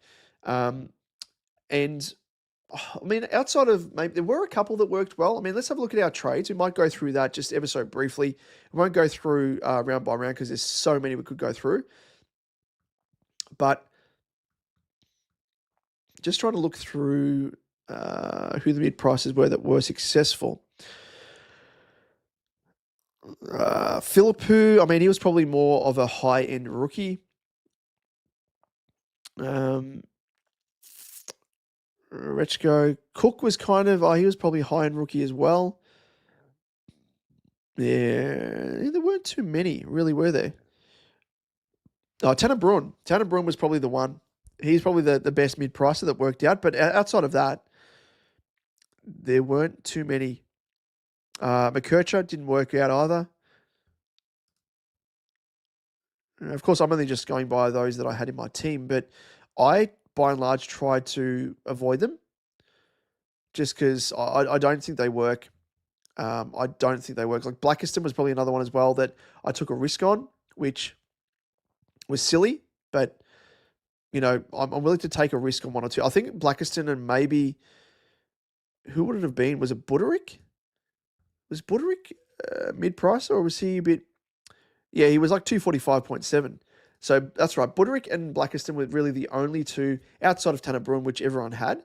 Those were the two mid prices that I had in my team. But yeah, it was. I think it just goes to show that mid prices don't work by and large. They just don't work. I'll just quickly show you my team. Anyone that is watching us on YouTube, anyone that wants to check out my in and outs in terms of my trades, but I guess in terms of those that paid off, I'll just quickly go through. So Braden Cook, I held on to for a fair while, and by G, he made a chunk of coin, so he was great. We could probably go through and count the amount of injuries and stuff I had as well, but held on to selected Fonte as well as a bit of a nice cash injection early on. Worrell, he was one of my early upgrades, as I said, and he was putrid. McAndrew, I probably traded out before his time, but honestly, I thought he had made as much cash as what he could have made. I traded him out at round 8 for 363, and he finished with a 446 price tag, which is just crazy. Wanganeen Miller unfortunately got injured, so I ended up spending, a trade in, trade out, then trade in, trade out again. Oh, no, sorry, it would have been trade in, trade out, and then a trade in because I didn't have the trade to spare to trade out Wanganeen Miller again. But McKercher, yeah, he was disappointing. Dersma lasted a fair while. I made a chunk of coin for him, and I just want to mention him as well because I traded him into my team. Where was that? I traded him out at round 10 at 402.9, but I traded him into my team at 270. So he'd already gone up at that point 270k. He'd gone up 66.5k. He'd already gone up with the first price rise, but I ended up making around about 130k. 130k, and what I tend to go by is very rarely do rookies actually go past the 400k mark. So when a rookie hits that, even if they are amazingly good, very rarely do they go beyond that. Of course, Jagger Smith is the exception, but that was a great investment for me. A lot of people didn't jump on him because he'd already gone up 66k, but he was good. Scrolling through. Oh, Bustling was the frustrating one as well because I got him in my team, thought he might have been a decent cash cow, but ended up getting injured, and then came back into the team, didn't really make that much money, and I only really made around about 66k, so that was a bit of a waste of a trade. But hey, we have at least one of those every single year, that's for sure. Banfield was disappointing as well, as I said, played his first 3 games and then got traded, so that was a bit of bad luck, I reckon. Because I obviously got him in after playing the 2 games, was named for the 3rd, and bingo bango again. That happens, I reckon, every year. But yeah, that's kind of my team. I've been through the ins and outs and those good trades, bad trades, or everything else. So that is it there. Let's go through the chat, and we will, of course, go through in a moment. If I can bring it up on screen, let me just see if I can queue it up. I am trying to queue up an image. Actually, I might try and queue up it would be a browser. So I've got it open in another browser. Where is it? It'll be that one. So it is a breakdown of my my virtual performance for captains across the season, and pretty good, that's for sure. So we'll go through that in a moment once I queue it up. But Jonas says Kangas want SDK, would actually give a decent pick or two for Geelong to get Butters in a 3-team trade. I reckon you take that. If you're the Cats, 100% you take that. Like they've got, who's the O'Sullivan, who's an absolute gun of a defender, and they can afford to lose to said SDK. I don't think he's come on as good as what he was showing. Like he's been able to form everything else, but for sure. Heaney and the Lizard out, which he didn't have. Plus the other 4 primos killed me in the grand final, says Jonas. Punter says James Hird shafted yet again by Essendon. Poor bugger, why did he put himself through that shit show? Walsh was always going to have his best mate McVeigh coach Essendon. Yeah, I think he was the best man at his wedding, Walsh. So it was always going to be jobs for mates here, and doesn't bode well. Hopefully he is a decent coach, McVeigh. But McVeigh has come out and said apparently that he's going to try and maybe get Hird in his coaching staff just to try and appease fans, I think, because they've caught that much backlash. That's for sure. Corey says, I get it, Corey, how are you, mate? The winner of Supercoach didn't even know that he was in the top 100 until his mate told him. That makes no sense. I think he's taking the piss there. He traded in Max Hall like 8 weeks, and Max Hall was incredible. Max Hall, Brad Hill, another one, had one trade left and went Shees to... That's like last year's winner, like Blake. He ended up trading in Tristan Cherry, I'm pretty sure, the last round, and Cherry went bananas. This is, of course, in 2025. So... just same sort of history repeating, isn't it? Jonas says, Kate, depends if he gets sucked in by a chip, injury-prone human meatball again. Yeah, she was. We told you, Kate, don't be going for him. And now he's retiring, rightfully so. Only 2 mid-prices that worked out was... Oh, yeah, of course, Hall. Yep, Hall. And potentially Sparrow, that's about it. Yep, those are 2 decent recommendations. Kate says, I'll miss your feedback on my team, Jonas, never change. Punter says Jagger and Rosie price for next season. Track if you can trust him. No. Track's going to have to hit the track pretty hard, and he's going to have to knock our socks off to really win us back, I reckon. Punter says Essendon didn't even contact Hird of the final decision. Jimmy Bartell and yeah, that was on the I saw the clip on what's it called, the Furnace, Footy Furnace, where it's Bartell and Hird. And pretty shit. Like Essendon, the shit show you're running there, like honestly, you let your former great know the fact that he hasn't been successful in the role. My word. Like what sort of circus are you running down there? Just shit. Absolutely shit. Corey, the winner actually never looks at ranks and he is a league player and didn't know until 6 weeks ago. Okay. Rosie is a fade as a mid, only as a Red Coat Sports article about who will be DPP. Might bring that up as well. What would it be? Positions. I'll see if we can bring it up. Who will lose and who will gain? Oh, here it is. DPPs. So we'll bring it up now. So this is, this might be a bit of a segue into players that we're looking at for 2027. So key names that stand out will impact Supercoach selection in 2027. Scroll down to search every player's time in position numbers. So it says Goulden's time forward has dropped from 45% 3 weeks ago, and he's getting dangerously close to the 35% cutoff to be selected as a forward. Max Holmes will be a defender mid again next year, which is great. Are you serious? They take into account the finals? Because it says here that could change if he returns from injury during the Cats finals campaign. Surely not, because Supercoach is only valid for home and away season, outside of the Supercoach finals format. That's pretty annoying. Anyway, because it's disproportionate, because what about those teams that aren't playing finals? Reed and Young need to play mostly forward for Fremantle in September to earn DPP. Windsor is likely to flip from a defender mid to a mid forward, but does he take the next step maybe? So losing DPP, no real surprise here. Sheasel going back to a pure mid. Pickett mid. The Wang will be a pure mid. Horn-Francis, pure mid. Bolton, pure mid. Chad Warner, he'll be a mid because he's not playing. He's out for the season. Parker will be a pure defender. There you go. Royal Marshall will be a pure ruck. Draper will be a pure ruck. Bailey Williams, pure ruck. Bailey Humphrey, Jacob Farrow, pure defender. Sam Durham will be a pure mid.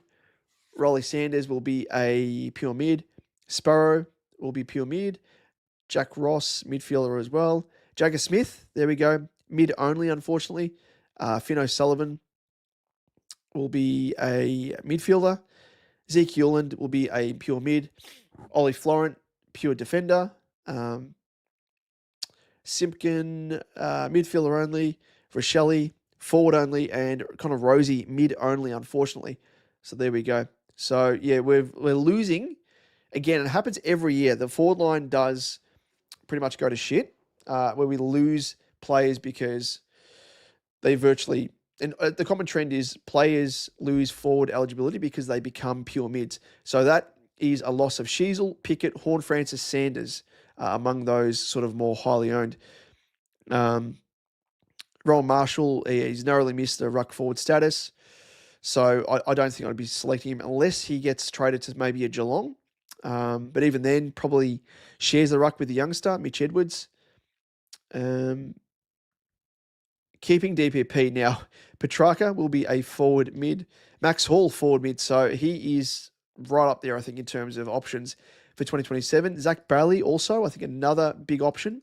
Tookie Miller came home with a wet sail with scoring-wise. Jordan DeGoey, if you can trust his durability. Colby McKercher, defender forward. Dyson Sharp, like that. She'll get more opportunity without merit in the team, considering he will be traded, no doubt. Sam Lawler, I do like. Could take the next step. Joel Frazier, yeah. Winhager, yeah. But I think in terms of quality, we kind of have to consider these guys with the amount of guys that we've lost.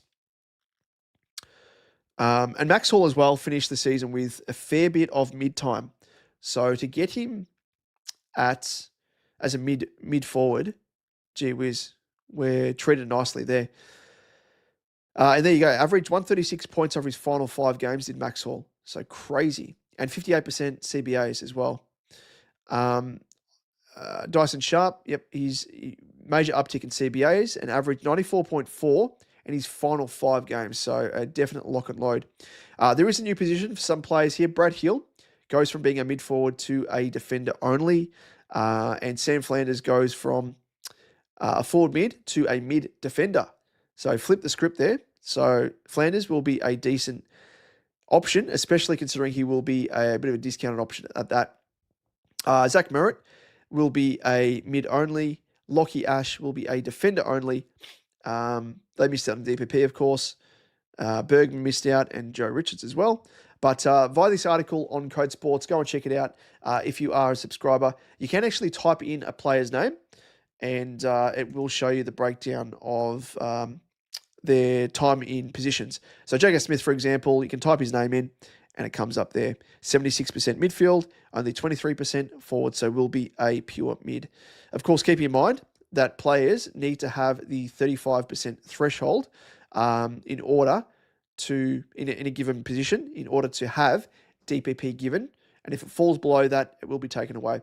But that is a very nice article to look at. And again, we can use that for sort of, I guess, guesstimating early days for season 2027 during the preseason, formulating a bit of a lineup there. Let us know your thoughts if you are tuning in live. Punter says, DeGoey, my man. Yep, your man. Jonas says, hey, Causey, your rank comes up on the main page, though, every week, so he couldn't miss it even if he tried, with regards to the winner. So he would have known. Ford will still have Took, Hall, Martin. Martin, interesting. I forgot about him. Track, Bailey, etc. Yeah, we always say that it's a barren wasteland for the next season to follow for forwards, but we always find a way, don't we? And you watch all those players there. Like Hall will be a mid only in 2028. Took Miller potentially as well. Bailey. Yeah, it's going to be it's just a rinse and repeat. It's like the ruck merry-go-round, they call it during the trade period. It's like the forward merry-go-round. Who's losing forward eligibility and who's going to be in mid only? Mr. Allen says Jordan Clark made the A8. I have no idea how, mate. No idea how. Harley Reid won't be a pick either, suspended for 2 weeks. Oh, there you go. I didn't realise that. I think they were going to challenge that, weren't they? So they must have failed. Thanks for that, Corey. Darren says, well, listening to all this bullshit about jobs for mates, hurt his mates with them too. So what? Cheap shots at Bombers. Thought you were better than that. Darren, I mean, I'm critical of the fact that being a Carlton man, and provided there is a process, because what Carlton went through with Michael Voss, there was not a proper process, and hopefully there is in this case here with the Bombers, but I am awfully worried because if you have a look at Essendon with regards to, board level, Kevin Sheedy, Solomon was on the board level, of course, then went down to an assistant, was interim coach, everything else. I just hope, and like McVeigh, I think he's got his chops, and probably, in terms of his experience as an assistant coach, definitely head and shoulders above Hurd, who's been out of the game for a fair while.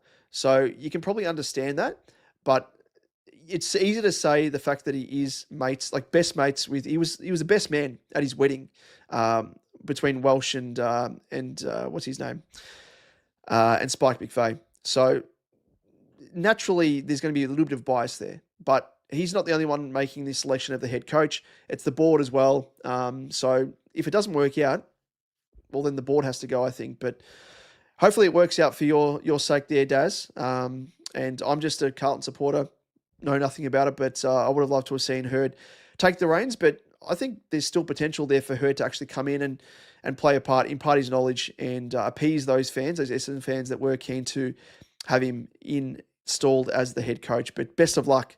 And I think you've got a decent enough coach there. I would have liked to have seen as well the man, Jamie Graham from Freo, highly rated assistant coach. Missed out again, awfully close, but hopefully he gets a crack somewhere else. But best of luck to you, Daz. Corey, I feel like Clark and Reid made AA due to Sydney Swans players for Heaney and Warner, etc. And Blakey, yeah, especially because they needed someone to fill in there. But surely there were other better players.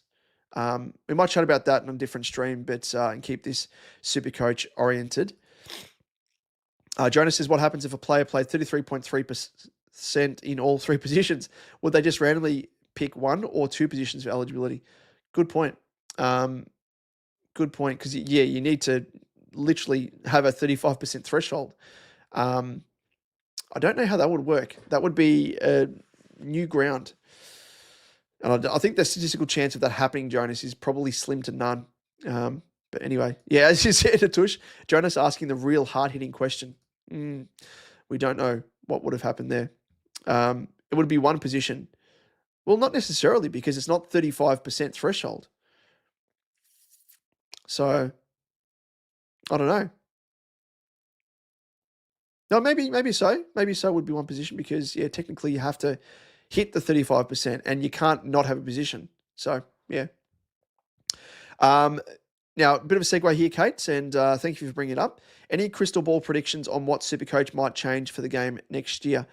You were speaking about it in the past in terms of, I reckon they should be gatekeeping trades. I know they brought in the flex, which is amazing for injuries in game, but I reckon there should be a contingency for injuries. And I don't like the fact that we should be adding extra trades on top of what do we have? 40 trades at the start of the year? Or was it 50? I honestly can't keep up. But I reckon there should be still sticking with 40, but have an extra 5 trades in, say, the last month of the season. Because there's injuries, they should go through and do an analysis of it, because there's injuries in the back part of every single season dating back to God knows when. And to appease those people, and I mean those people, the we people, the you people, playing Supercoach, but it's more for those people that maybe use trades too quickly to keep them playing, but moreover to, I guess, counteract the amount of injuries we're having and to provide a little bit of a break glass in case of emergency, where we've got an extra 5 trades across the last 4 rounds of the season. If you want to use them all across, 2 rounds or whatever with boosts, you can do that. Who cares? But it just provides you with a bit of options to help you out, which I don't really like. I still think it takes the strategy out of things and whatnot. But if you're at the stage where you've run out of trades earlier than that, then you're going to be, I guess, impacted greater compared to those teams that have trades at the sleeve anyway. But I think we need to be getting to a stage now where trades need to be gate-kept and prevent people from using those trades to save them from themselves virtually for the injuries will hit. So maybe something like that. I don't know.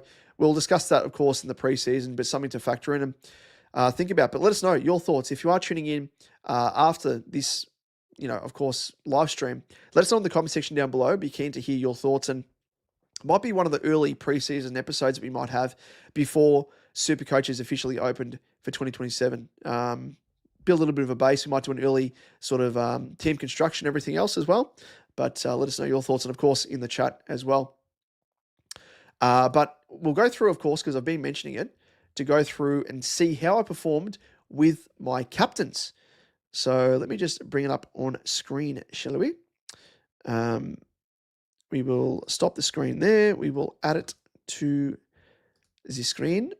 Where are we? So it will be, where is it? This one here. So I've just plugged it into ChatGPT just to help things out here. But this is a breakdown of how I went. So round one, we had Bont with 160. So I did pretty well, apart from maybe a couple of rounds there where it was a sub 120. But started like a house on fire. Bont in round one with a 160. Sheasel round two with a 124. Then it was Butters 126. Bont 153. This is round point round, obviously. Round five, Gorn 131. Sheasel 141. Dacos round seven 105. So that was the low point. But I think it was the second lowest captaincy score. So I only had one score below 100, which, pretty good. Cherry with a 165 in round eight. Round nine, we had Butters with a 130. Butters again, round 10, 138. Gorn, we had Gorn 3 rounds back to back to back, but he did not reward the, I guess, the faith that I had in him, because round 11 he had 114, round 12 he had 118, round 13 with 109, and where else are there? Yeah, Cherry with around 14, captaincy score of 152, so bounce back well there. Jackson with a 126 in round 15. Round 16 we had Dacos, 154. Dacos again round 17 with 133. Lawang round 18 with 154. Bont round 19 with 155. Bont, we backed him in again round 20, but disappointed with a 99. Round 21, Dawson 110. Dacos round 22 with a 132. Gorn round 23 with a 139. And Gorn again to round things out, round 24 with a 171. And here's a nice little graph here for those of you tuning in to YouTube. And you can see here, the highest score that I had was actually round 24 with Gorn's 171. The lowest was Bont with his 99 back in round 20. The average across the board was 135.6. So did pretty well. 135.6 captaincy average across the season. So definitely take that. The most captain selection was Gorn. I selected him for 7 rounds, rightfully so, because as I said, only one score below a ton.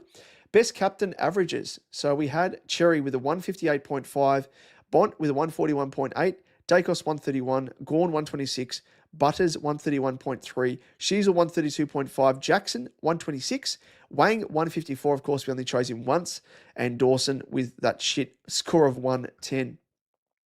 So did pretty well across the board, and again, this is a bit of a, I guess, a bit of promotion for next year's version of I'm the captain now. So we do pretty well with our captaincy selections across the board by and large. And again, hopefully I helped you out in some way, shape or form with my recommendations for my top 5 scores. Let's go back to, where are we? Remove that. We'll just get us on screen there. Jonas says, I've heard they want one trade per week every week, and another trade plus any boosts come from a separate bank of limited trades like we currently have. Where'd you hear that, Jonas? I'd be keen to hear your recommendation.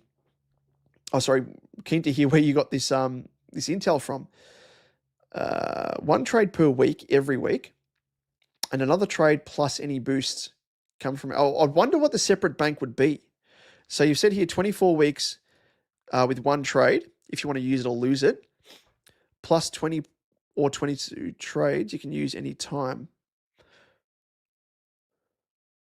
I think it wouldn't surprise me to see them going down this not quite unlimited trades, which I hate, and it's the reason why I jumped across from Dream Team to Supercoach when Dream Team became fantasy with unlimited trades, because again, just takes the strategy out of it.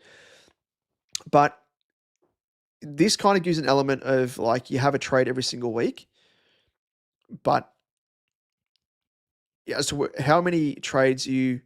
So that would mean that we go from 40 trades. Is it 40? Do we have 40 trades at the start of the year?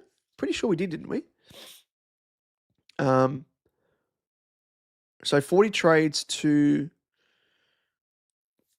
what's that? 44 trades or 46 trades potentially. It just increases the amount of trades. That's the only thing. But I guess if we're gatekeeping trades as well, you're increasing trades anyway in a scenario. Fix the scaling, cap trades up to buy rounds. Scoring mechanism needs an overhaul in general. Yep, 100% punter.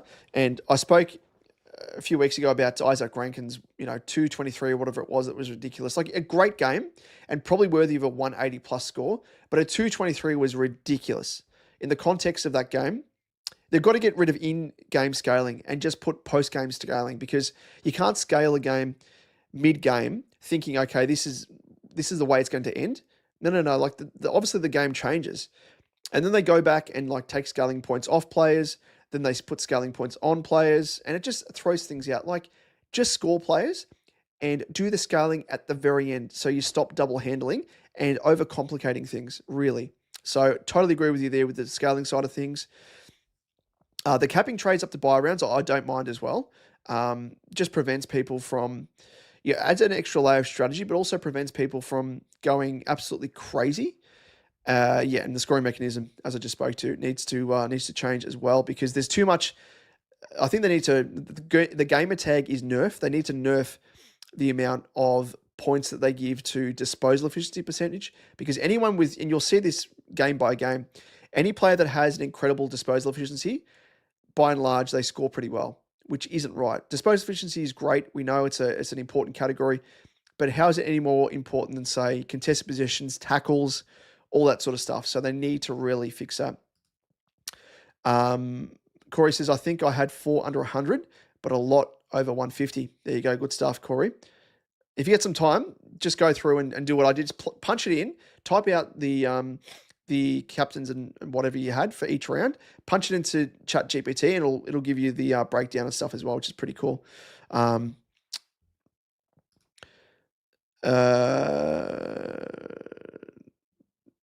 no matter what the Bombers do lately, everyone takes pot shots. Maybe I should start firing back. Hurd doesn't deserve a redemption till he does an apprenticeship. At least happy with Spike. That's fair enough, Darren. That's fair enough, and totally appreciate your opinion and everything else. You are a Bombers man, and good to see you happy with him, because that's the last thing you want. And you totally, as I said, with Spike, he's done an apprenticeship. He's been an assistant at many clubs across the journey. He was an interim coach as well at the Giants when Leon Cameron got the sack from memory. So, he's done it all.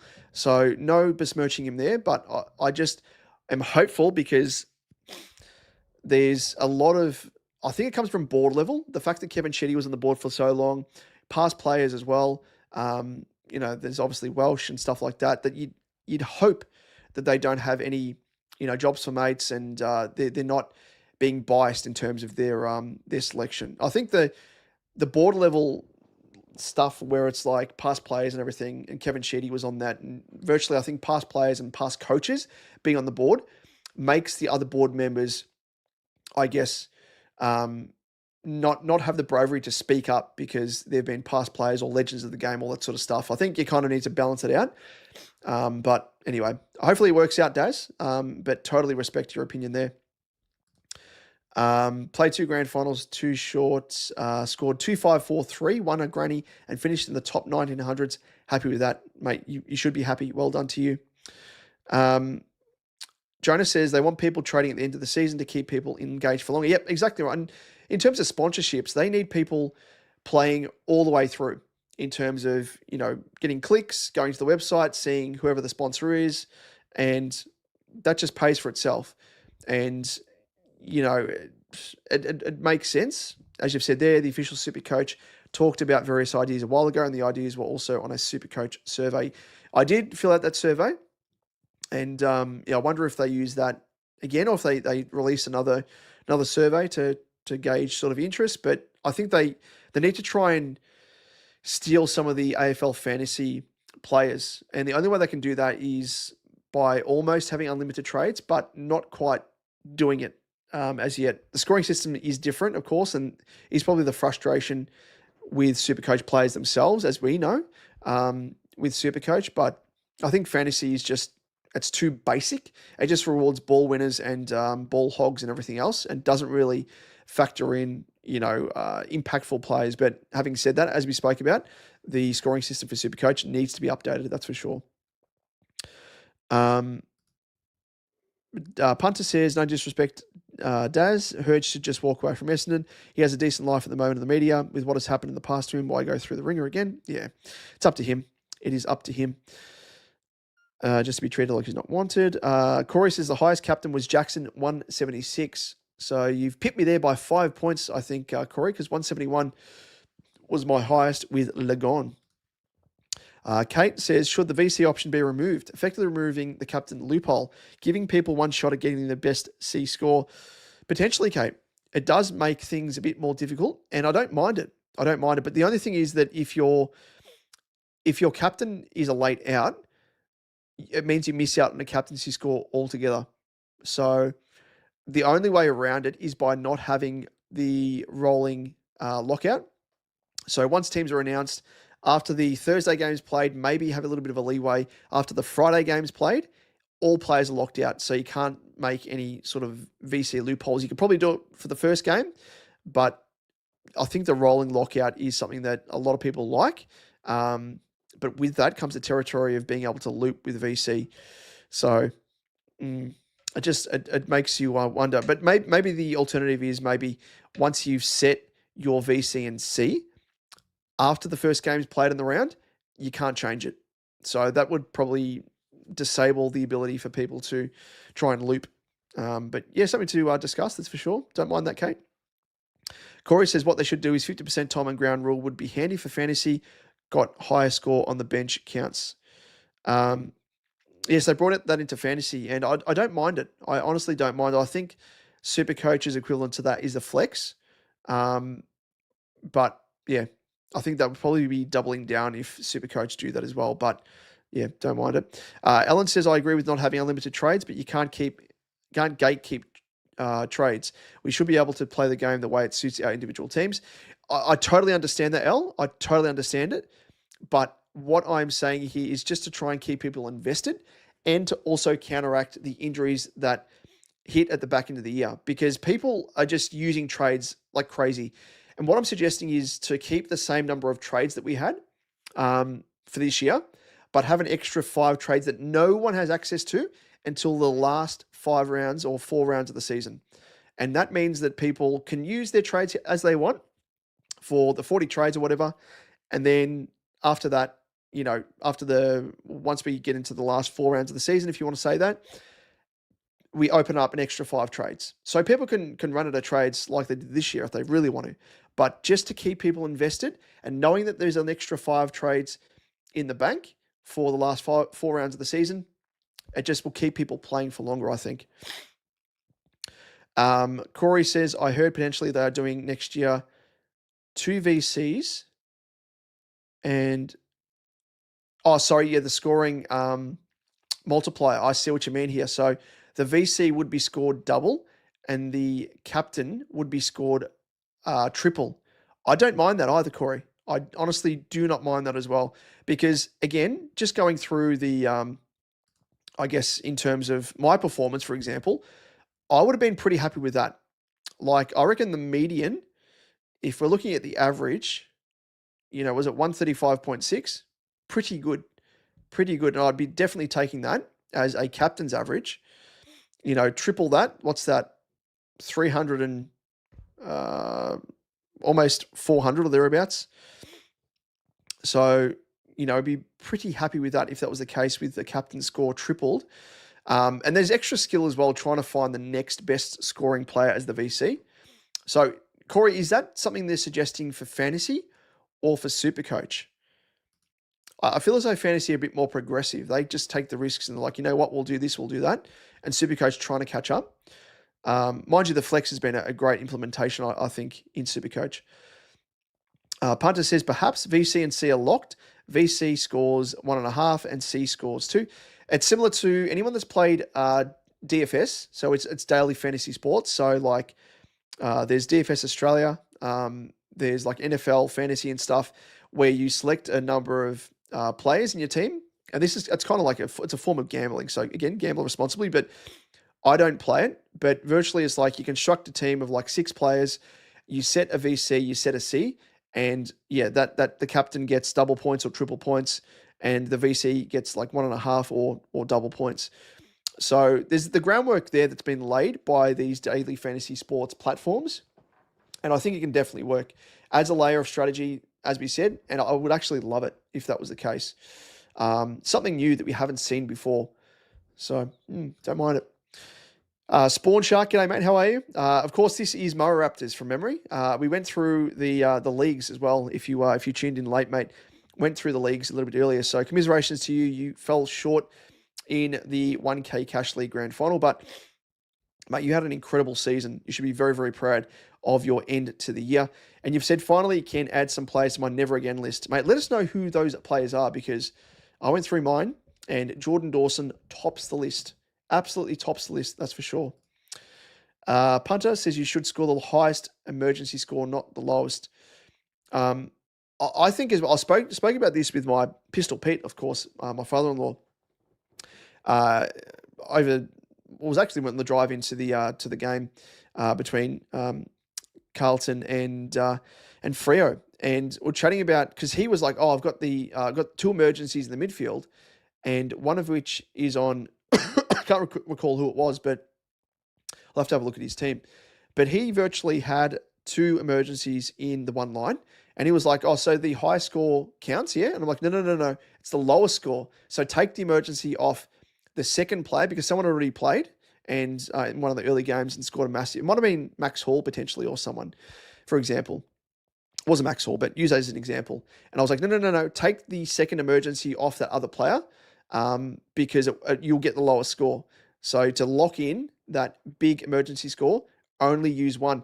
And I was suggesting that we should have the freedom to specify whether or not we have a first starting emergency or second starting emergency if you want to have 2 emergencies in the one line. Again, adds a layer of strategy and, something that I think for hardcore super coaches like us, it just provides another element to the mix that we can kind of differentiate ourselves from the rest of the competition because, again, there's so much information available out there, of course, speaking meta, being a content creator myself, that, there is content out there for anyone to really plug and play. You can create and construct a lineup that will have you in good stead for the rest of the season if you don't do any research, just by logging in and listening or watching content creators put out content in the preseason and adding these, preferential of I'd like player A to have the starting emergency and player B to be the second up emergency if there is a late out, because I know it's within our own fault if we try and use an emergency loophole off the bench and then we find that there's actually a player that's a late out and then we don't have an emergency. I think that comes with the risk of trying to do the emergency loophole off the bench. But yeah, just something as a bit of a thought. But outside of that, ladies and gents, I just want to mention, where are we? I'll just put on screen. I just want to put my site on screen so you're not looking at my big mug on the screen. Where is it? StreamYard is sharing window. No, it's not. Where is it? Just going to get my screen of my team. There we go. Sorry, Dazza said, I enjoy Supercoach. Maybe set aside trades for injured players who are out for 4 weeks or more.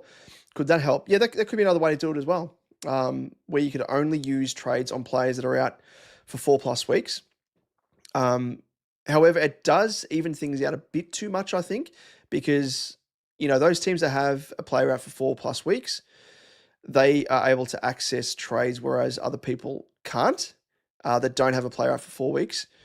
So I think it kind of disproportionately benefits some players over others. But yeah, potentially you could do that. That's another thought. It's another thought. Now I just want to go through ever so quickly and probably use this as a bit of a way to sign off, ladies and gents, because we've been through our team, we've been through our trade history. I've had it up on screen. For anyone tuning into the audio podcast, if you want to see my trades through the year, log into the YouTube video and check it out.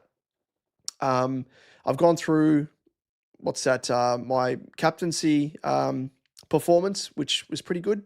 We've gone through, of course, the leagues. I can't think of anything else that I'm forgetting as a bit of a, to put the bow on the season of 2026. But let us know in the chat if there's anything you want me to go through before we sign off. Please, now's your time to let me know. But in the meantime, I want to go through and for Supercoach Finals, for anyone that is keen, of course, this is my team for the time being. It may change. You'll see it on screen here. But to go through the leagues. So we have created a league, an open league, and that code is 119900. So 119900. There's currently 31 people in this open league. So jump on in. There is, of course, a number of you. Mo Raptors, of course, you are in there at the moment. And there's a whole host of people that are in the Discord. Jonas is there, as you can see, and people in this live chat as well. But if you have yet to join, that is the code 119900 for the finals. And we will be, of course, starting an NFL Supercoach Open League as well. In fact, I haven't even started the team for this. I just have not had time at all. But of course, I will be putting that league in the Discord. So as I said, join the Discord. Link is in the description on YouTube and via the audio podcast description as well. Corey says, I have to join, I have the code, mate. Jump on in. Kate says, can you please bring back the Supercoach Edge poll for the Friday Night Lives in 2027? Kate, 100%. Anyone that has any recommendations for the poll for Friday Night Lives, we will do that 100%. But a bit of a segue, you reminded me, Kate. Anyone that has any feedback, I'm open to feedback, constructive feedback. Of course, I don't like to say that it's negative feedback. All feedback is good feedback. Things you've loved, please let me know because it helps put a pep in my step, but also it gives me a little bit of feedback in terms of, I guess, in terms of the amount of work and effort and time that I've poured into this channel on YouTube, but also the audio podcast. This is the 6th season of Supercoach Edge. So we're always wanting to improve. We want to know things you've loved. Are there segments that you'd love to see outside of the norm? Obviously the captains and trades are sort of the bread and butter that people want to see every single week. But is there something else unique that you haven't seen on this channel or any other content creators channel that you would want to see? So let us know. You don't need to hit us up here on the chat. You can have a think about it. But also in the comment section down below, if you are watching this back on replay, let us know. I will be looking at comments in the Discord as well.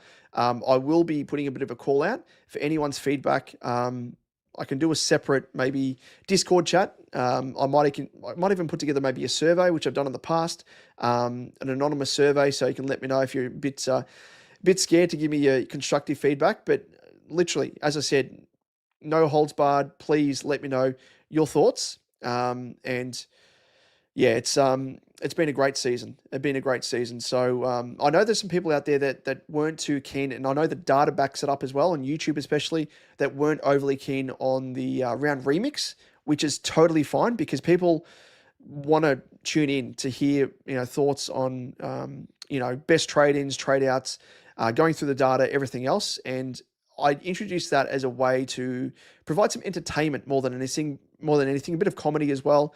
And this was, I think, the second season that we did the round remix, but we might be putting that on ice, I think, for 2027, because the data shows that I think people are skipping past that, which is totally fine. We might even do it as a little bit of a side thing, not actually include it in the weekly episode proper.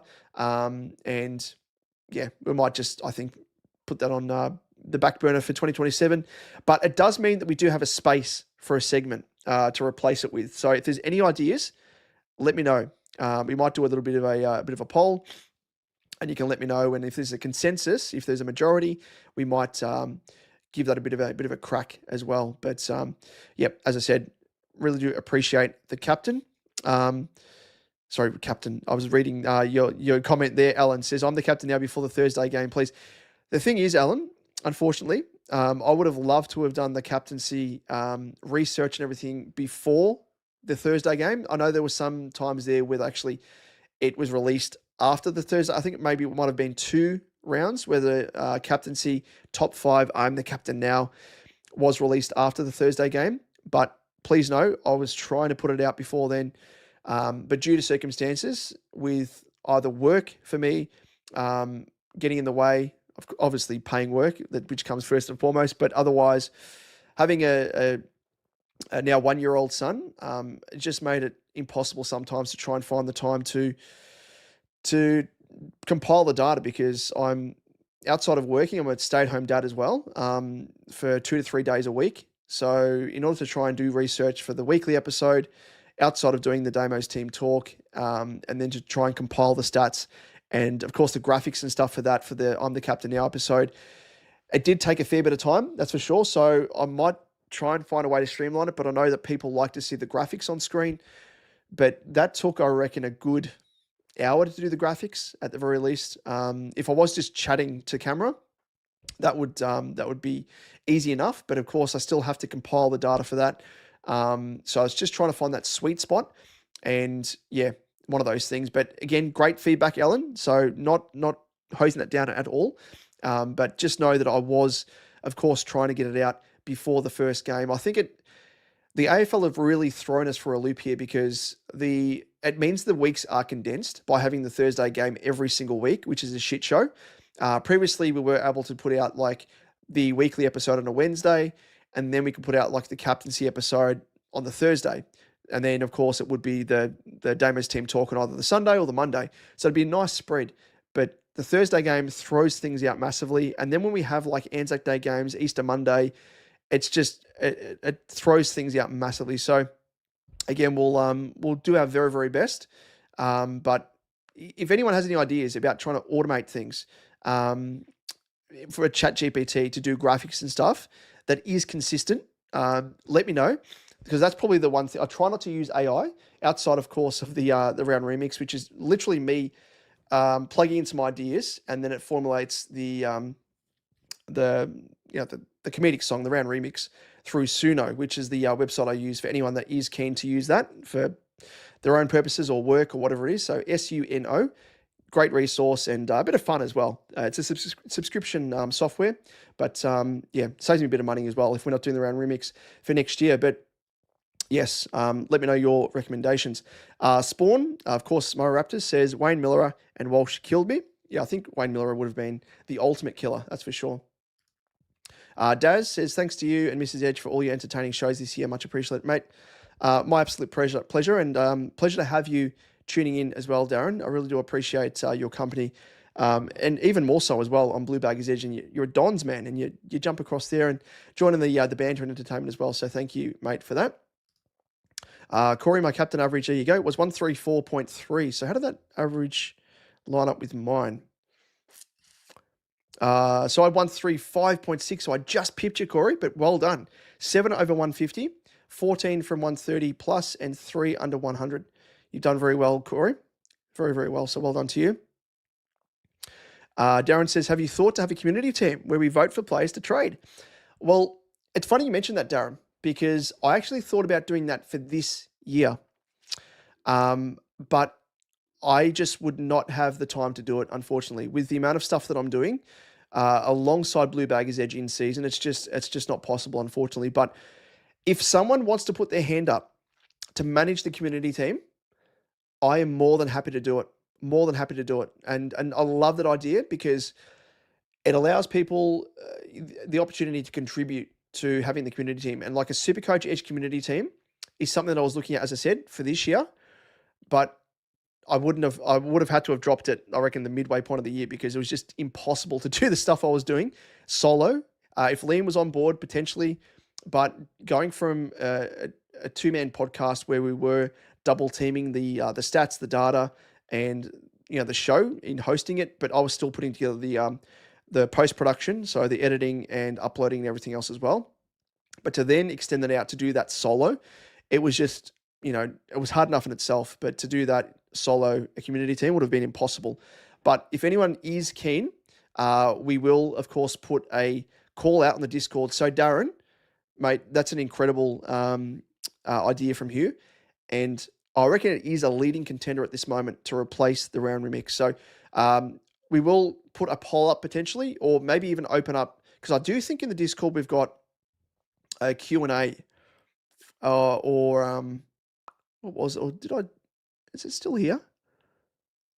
Well, no, I morphed into the questions for the pod room in our Discord, but we might do a separate chat for that. So any recommendations, feedback for the show going forward, 100%. So Darren, you're leading the charge at the moment. Punter says perhaps a ladder prediction before the season, halfway through and after the bye rounds. Get people involved, more interactive. Yeah, potentially. That probably opens things up to more of a general AFL chat. But yeah, potentially you could. I think it's kind of deviates from the Supercoach theme side of things. But if people want to do it, yeah, for sure. That's probably something we could do.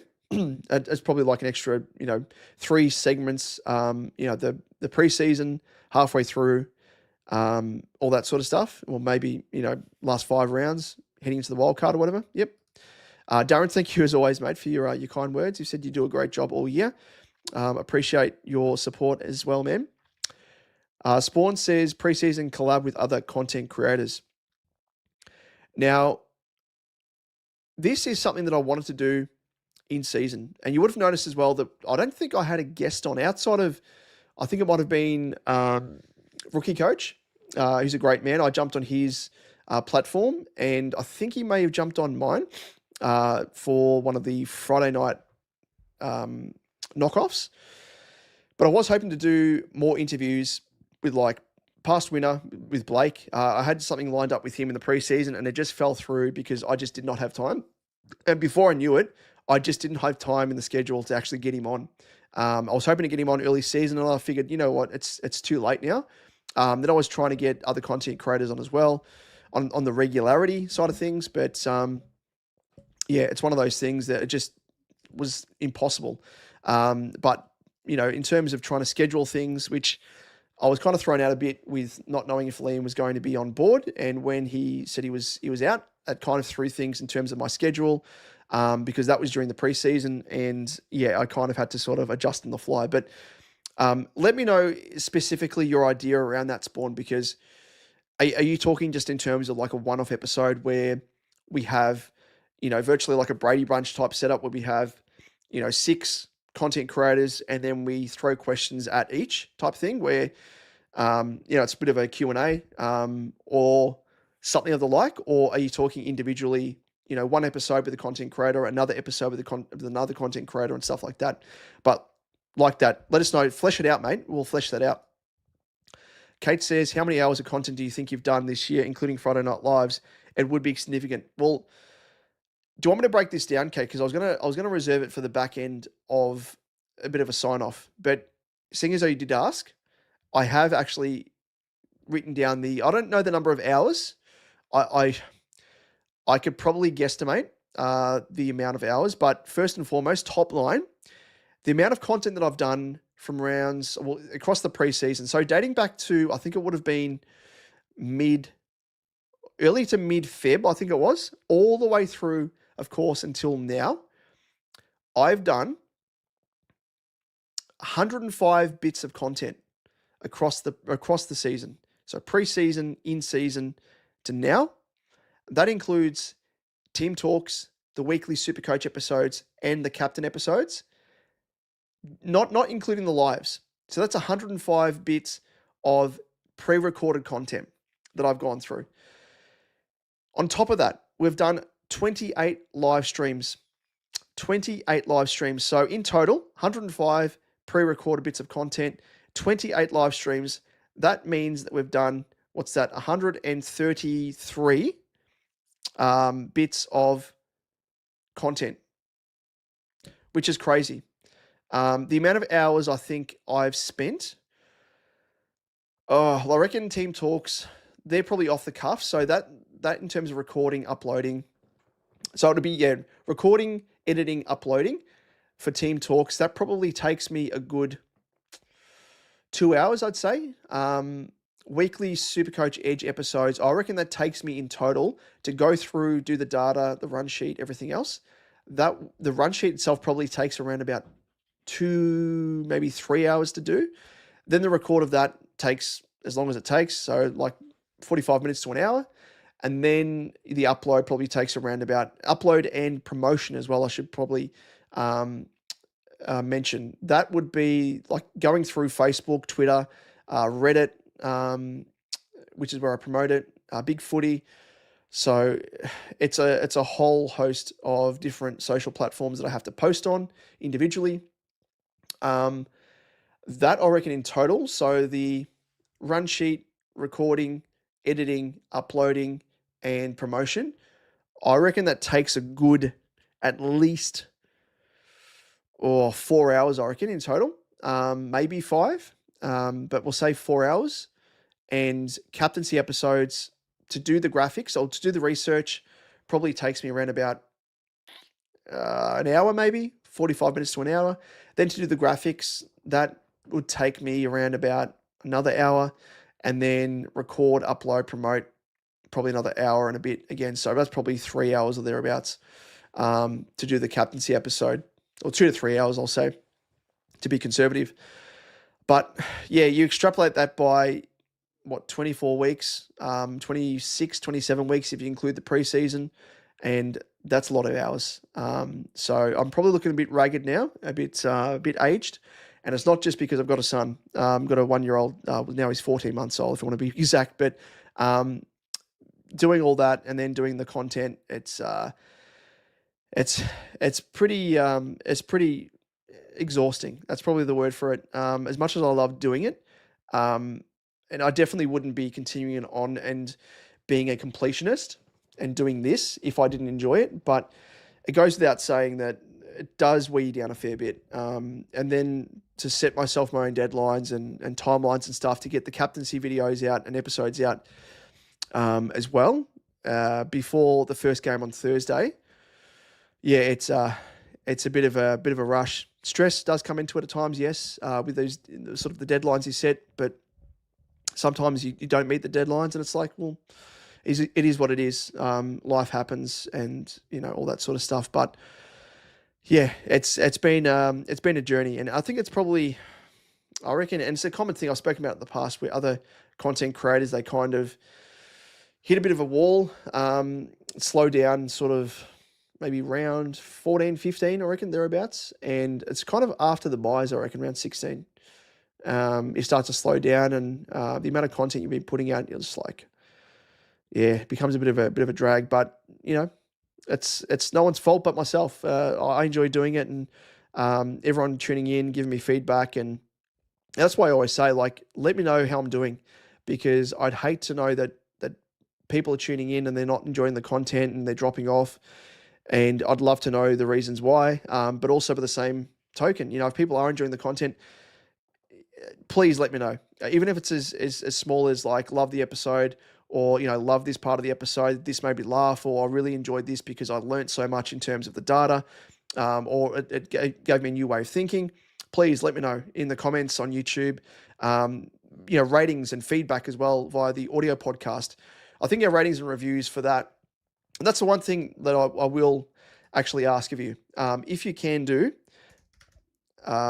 is go to Spotify and give us a rating and review. If you can do that, that would be absolutely fantastic. I think in terms of the amount of reviews that we've got, so our rating is 4.6. We've only got 123 ratings. The reviews, I don't know if they actually pop up on Spotify. I think they do for Apple, but I'll need to find it. Where would it be? Apple Podcasts, Supercoach Edge. So we've got, what was it, 123 ratings. So if you can go to Spotify, if you haven't already, please go there. This is all I ask of you. I'll only ask once, and this is the only time I've asked. Jump over to Spotify, click on the 123 and listen to the show, of course, and give us a rating. And I think you can review actually only on Apple. So, but please, you can help us jump up to like 200 for the ratings. That would be absolutely fantastic. Give us a 5-star as well. And there's any feedback as well. Again, this is one-to-one, live streams, Discord, all that sort of stuff. And Supercoach Edge, I think, yeah, you can give the reviews on here. So we've only got 38 ratings on Apple, 4.9. But if you can give us a rating there, that would be fantastic. And I think the reviews, actually, yeah, they do. They pop up down the bottom here. So too stat heavy. Okay, fair enough. That's kind of what we deliver. If you don't like stats, then you probably won't like the episode, and that's kind of what we build off. But that's fine. But yeah, people saying happy with the pod, love it, whatever. But we haven't had a review for this year. They date all the way back to 2021, believe it or not. So there you go. So if you can give us a rating over on Apple Pods, I'll give the link in the description. So that's for the, of course, Apple, and this is for Spotify. If you can give us, you don't have to give us a review because that does take time. But if you can give us a rating, just literally click on stars. That's the way to do it. So that is the only thing I ask in return for the amount of effort that I've been putting in. But thank you. Corey, you said I had Jackson 66, Bont 96, and Ash 92 for captains. The lowest captains. The captain average was good, but at 40K is great. It is. It's very, very good. You should be happy with that, Corey. Punter says community team, or I could possibly give it a crack. Well, Punter, you're first man in line if you can. Live streams is like 50 plus hours this year. I just worked it out. Jesus Christ. There you go. Thanks for that, Corey. Did you punch that into ChatGPT? How did you work that out? Yeah, that's probably a way that I could have done it. But I think most live streams, yeah, if they go for like 2 hours or whatever, that makes sense. Yeah, it would go for about 50 hours. That's crazy shit. What am I doing? Darren says you could call the community team close to the edge. Ooh, like that. Like that.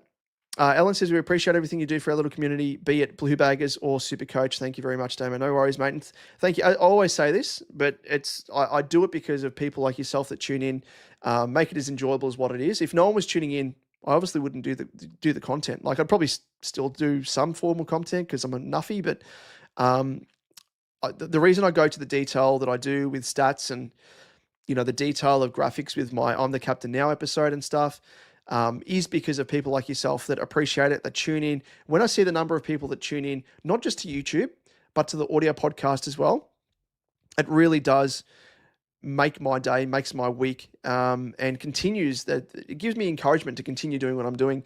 Outside, of course, good people like yourself, Corey and Punter and Kate, that are members of the channel on YouTube as well. So that is extra incentive. But I appreciate that feedback there, El.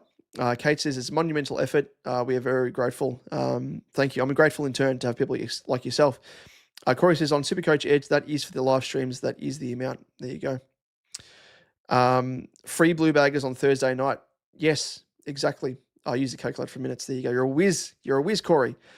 Darren, yes, it means that once this stream is done for tonight, which has been going for 2 hours now, we might wrap it up very, very soon. But it means that now I'm freed up. No more Supercoach, and it is all things Blue Baggers Edge. which if you're keen, jump across Blue Baggers Edge, available on YouTube, but also on audio podcasts as well. And that's probably the other thing I didn't mention with regards to working out the amount of content I've done. Not only am I doing content for YouTube, I'm actually spending extra time to strip the audio from my videos and upload it as audio podcasts on the hosting platform Acast, which then pushes it out to iTunes, Apple, everything else. Thankfully, otherwise I would not be able to do that extra every single week. So that is a big body of work. Punter says, have a members board set up behind you. Hopefully get some sort of sponsorship for it. I think we spoke about that in the past, Punter, you and I, but that's probably the way to do it for sure. I'll have something behind me where I can have the members there, where they get a shout out literally on screen, which I do anyway at the back end of every YouTube episode. You see there's a thank you members card at the very end. And yeah, that's maybe something I could do, a little ticker maybe, something on the bottom of the screen or the top of the screen, whatever it may be, or something behind me physically, as you've mentioned. Yeah, for sure. Don't mind that recommendation. But again, if you are still watching us, please, or if you're watching us on replay, head across to the Apple podcast and give us a rating and review if you have some time up your sleeve to help bump up those ratings, because we're only on 38 and we're on 123 on Spotify, which is great. But if we can bump it up more, that would be absolutely amazing. So thank you so much, ladies and gents, in advance. Oh, Kate, you don't need to do that. Thank you so much, Kate. For those people tuning to the audio podcast, you won't know what I'm referring to here, but she actually has been super generous and donated a bit of a super chat, as they call it, $14.99 super chat, and says, buy yourself a beer. Thanks, Damo. Thank you, Kate. I really do appreciate you. And as Punter has said here, Kate, you legend, 100%. She is, and she knows this. She is a legend and a cracking individual, a kind soul, one of the kindest souls in our Discord. Really, she is. Always slides into my DMs and says the nicest things as well. Like, you see the amount of thanks that all of you kind people are giving me now, but she does this on the regular in season. And she, like I said earlier, Atush is kind of like my my hype man. Well, Kate, she is like my cheerleader. She's my hype girl. She has got behind me throughout. And times where I've been feeling pretty tired, just through general life and work outside of Supercoach, it's really given me a bit of a kick to be like, nah, get up and about, produce the content. And I probably wouldn't have been doing as much content if I didn't have someone like Kate in my corner. So thank you, Kate, and really generous of you. So I thank you from the bottom of my heart. And yeah, you've been, as I said, a supporter of Supercoach Edge from the early days, the early seasons, and you've been with us throughout.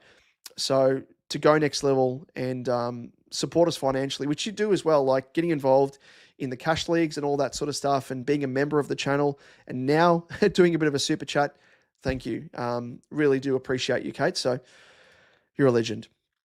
But I think just to round things out, ladies and gents, with that, a bit of a segue, let me go through and thank the members of the channel. Let me just pop it up on screen. It is normally a screen, as I said, that I put up on the back end of episodes to thank everyone. Now, it probably needs to be updated and has some old members that maybe dropped off or the membership lapsed or whatever. I don't care. I want to thank everyone that has been a member at some stage or another in season. We do, of course, have the legends like Kate, like Punter, like Corey, that have been members throughout the season and are still members at the moment. But let me just see if I can find that member shout-out template. I think we've got a couple here because I think it goes across 2 pages. Here it is. So we'll just copy that, put it on the desktop so I can find it. Member shout out slide. Okay, here it is. Image, where is it? So I've had to copy and paste it. I don't know if it's going to let me add 2 images. Actually, I might. There we go. That'll work well. So this is, of course, the people that have been members across 2026. So a big shout out to those on screen here. Some of you may no longer be members. Your membership may have lapsed, or maybe you're like, yeah, I've supported you and that's enough, and that's totally fine. I don't really care because you have supported me at some point during 2026. If there is anyone that is a current member and they're not on here, I do apologize, but you know who you are. And if you're watching us at the moment, special shout out to you. But they should be up to date, these screens here. So we have the likes of Adam Nemeth, or Nemeth. I think it's Nemeth. Now, Ads, I don't know how to pronounce his surname. I do apologize. But Ads, our number one ticket holder, has been, I think it was our first member on the channel way back when. So Ads, hence the reason being the number one ticket holder. We do appreciate you, kind sir. We have Nicole Fisher, of course. She's been a supporter of ours for a long while as well. Craig Romeo, Jack Blucher, the great man. Kate is my name. That is, of course, Kate in the chat here. The kind soul that she is. Mitch Shepard, Tiger, Maddie Langley. I don't really like cheese, of course, Cheesy. Punter Oz, who is in the chat here, of course. Freaky Flute. And jumping across the next page, we have the Woohoo Review, Uncle Akka, the Greek Raven, Corey Blackledge, of course, Corey Causa in the chat here, and Gurav Bawaz as well. So all of those legends really do appreciate your kind support. As I said earlier, I would not be doing as much content as what I have done if I haven't had your support. Even if it was just people tuning in, people may not know that it obviously costs a little bit of money financially to run what I do here with regards to the audio podcast platform, the hosting platform, where it auto pushes out. All I need to do is upload the audio and it pushes it out to the various podcasting platforms. That's through Acast. That is via a subscription. And then, of course, there is, across the journey, I've upgraded my mic, as you can probably hear. The quality of this compared to what it was like, go back and listen to what we were producing with back in, 2021 or 2020 thereabouts. It was our first season, I think. It was a shit show. So all this support has helped across the journey in terms of, getting graphics done, upskilling myself, all that sort of stuff. It's been a really team effort, and I wouldn't have been able to do what I've been doing across the 6 seasons to date without the support of the people on screen here and those that I've read out. So thank you so much in advance for these 2026 members on YouTube.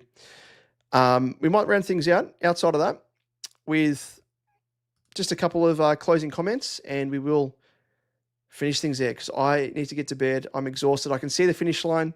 Supercoach is done and dusted. And anything you, as I said, jump into the Discord. This is not the end. This is the last live stream, of course, and last bit of content for Supercoach for 2026. But jump into the Discord. It's not the end. And we'll be back, of course, for 2027. Punter says, Damo, words are not enough of what your channel has done for me. The community has been great, and you, sir, have been a blessing in disguise. Thank you very much for all that you do. Thank you, Punter. And I appreciate the feedback and the support, the kind words, everything else. It's, as I said, it's great encouragement for myself to keep going and keep continuing what I'm doing. And it's really sad because, to see the amount of content creators popping up is great. But in recent years, there've been a whole host of content creators that have been doing content for years on end that have finished up. And, through their own reasons, with regards to life, just becoming more important, which is totally fine. And I think I'll hit that point at some point.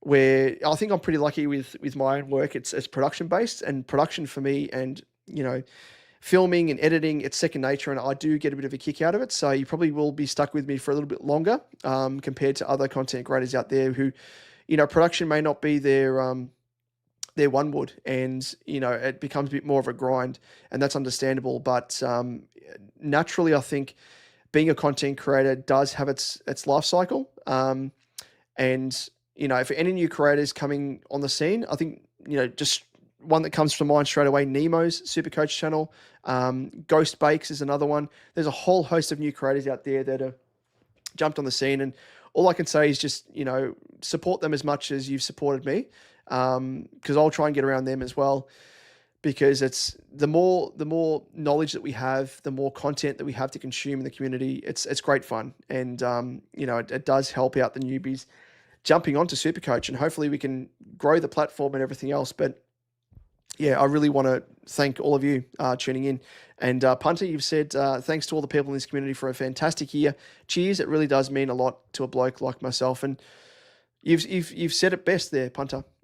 Generally, I just want to say thank you to everyone for tuning in more broadly.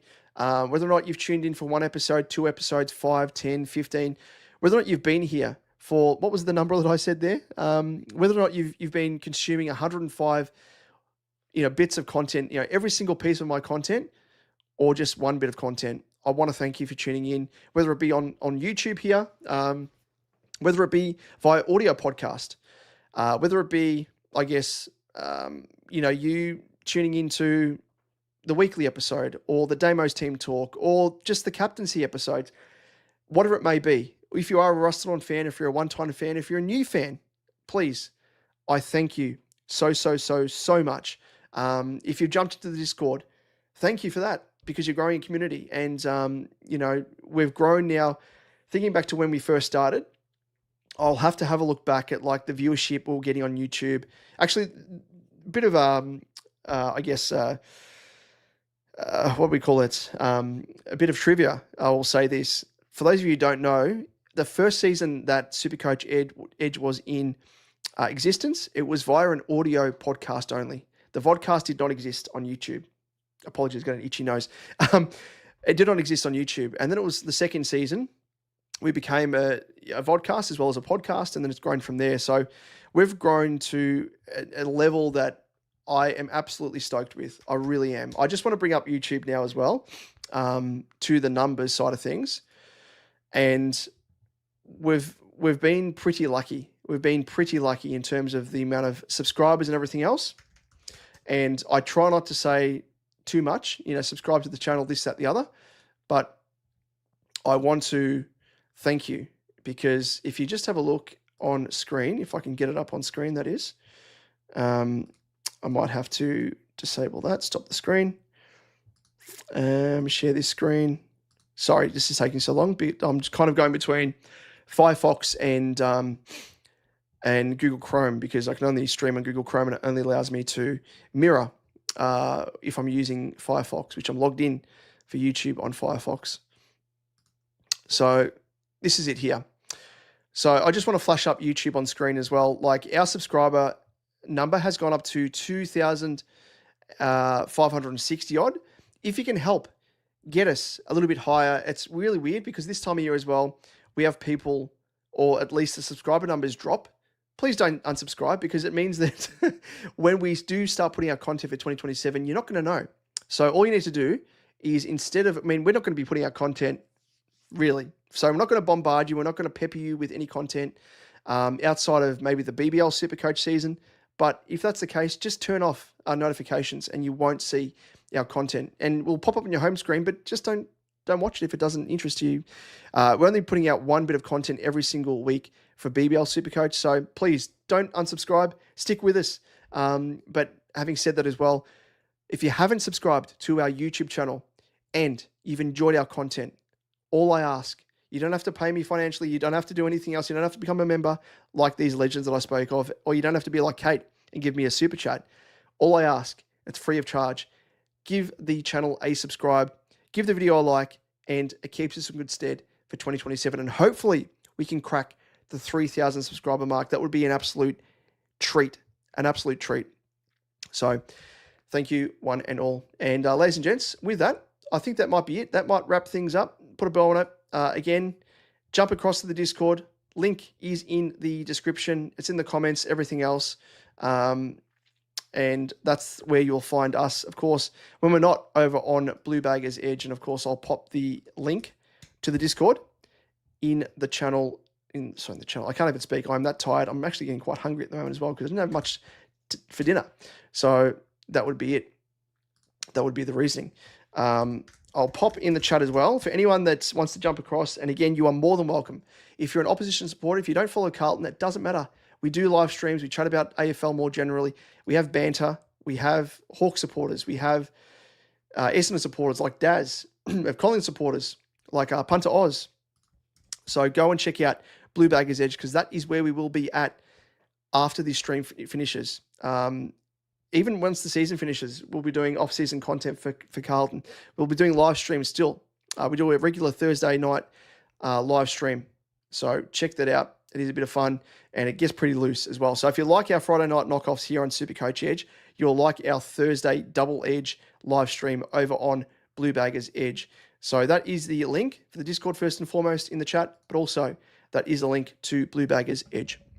Ladies and gents, with that, thank you one and all. Really do appreciate your company. Again, I could stay here and thank you for another hour or so, but I'll just be a hazard of repeating myself. But again, like, subscribe, give us a rating and review if you can on Apple Podcasts as well. Just in closing, if you've enjoyed our content, if you're listening in, please, I beg of you, give us a rating at the very least. If you give us a review, hey, we might have actually do a bit of a incentivize people to give us a review. Maybe for the preseason, we might do a bit of a giveaway for anyone that does a little bit of a review. We might give away maybe, I was going to say a free membership. That could be one, a free membership to Supercoach Gold or Plus, what are they calling it now? But also maybe a financial giveaway. We might be doing that for next year as well. But for the time being, if you can give us a rating and review, or just at the very least a rating on Apple and Spotify, absolutely fantastic. On YouTube, give us a subscribe and a like and a hype as well if you're watching us on your mobile. But ladies and gents, thank you once again to members, general people tuning in, fans, old and new. Really, I wouldn't be here doing it without you. So thanks once again. And until next time, ladies and gents, we'll be back for 2027. And we might actually do a bit of a chat with regards to maybe those players to look at. But we will just round them out quickly. Max Holmes, yes. Lockie Ash, good value. Maybe Archie Roberts, good value again. Billy Wilson, one to look at as well. Butters in the midfield. We've got Sheasel, we've got Dacos, we've got Bont. Naz, maybe. Is he going to be too expensive? Is he going to be tagged? Don't know. Isaac Rankin, if he's not priced out of the water. Ashcroft, maybe, if he's not being tagged, because without Lockie Neal there, maybe he gets a bit more of a tag. In the rucks, Gawn, Jackson for me. And up forward, at this stage, Max Hall looks pretty good. But of course, we'll go through that in the Discord. So this is a bit of a segue. Jump across to our Discord and we'll have a bit of chat about that in a bit more detail there. But until next time, ladies and gents, we'll catch you in 2027. Thanks again, and we'll catch you in the next one. Cheers.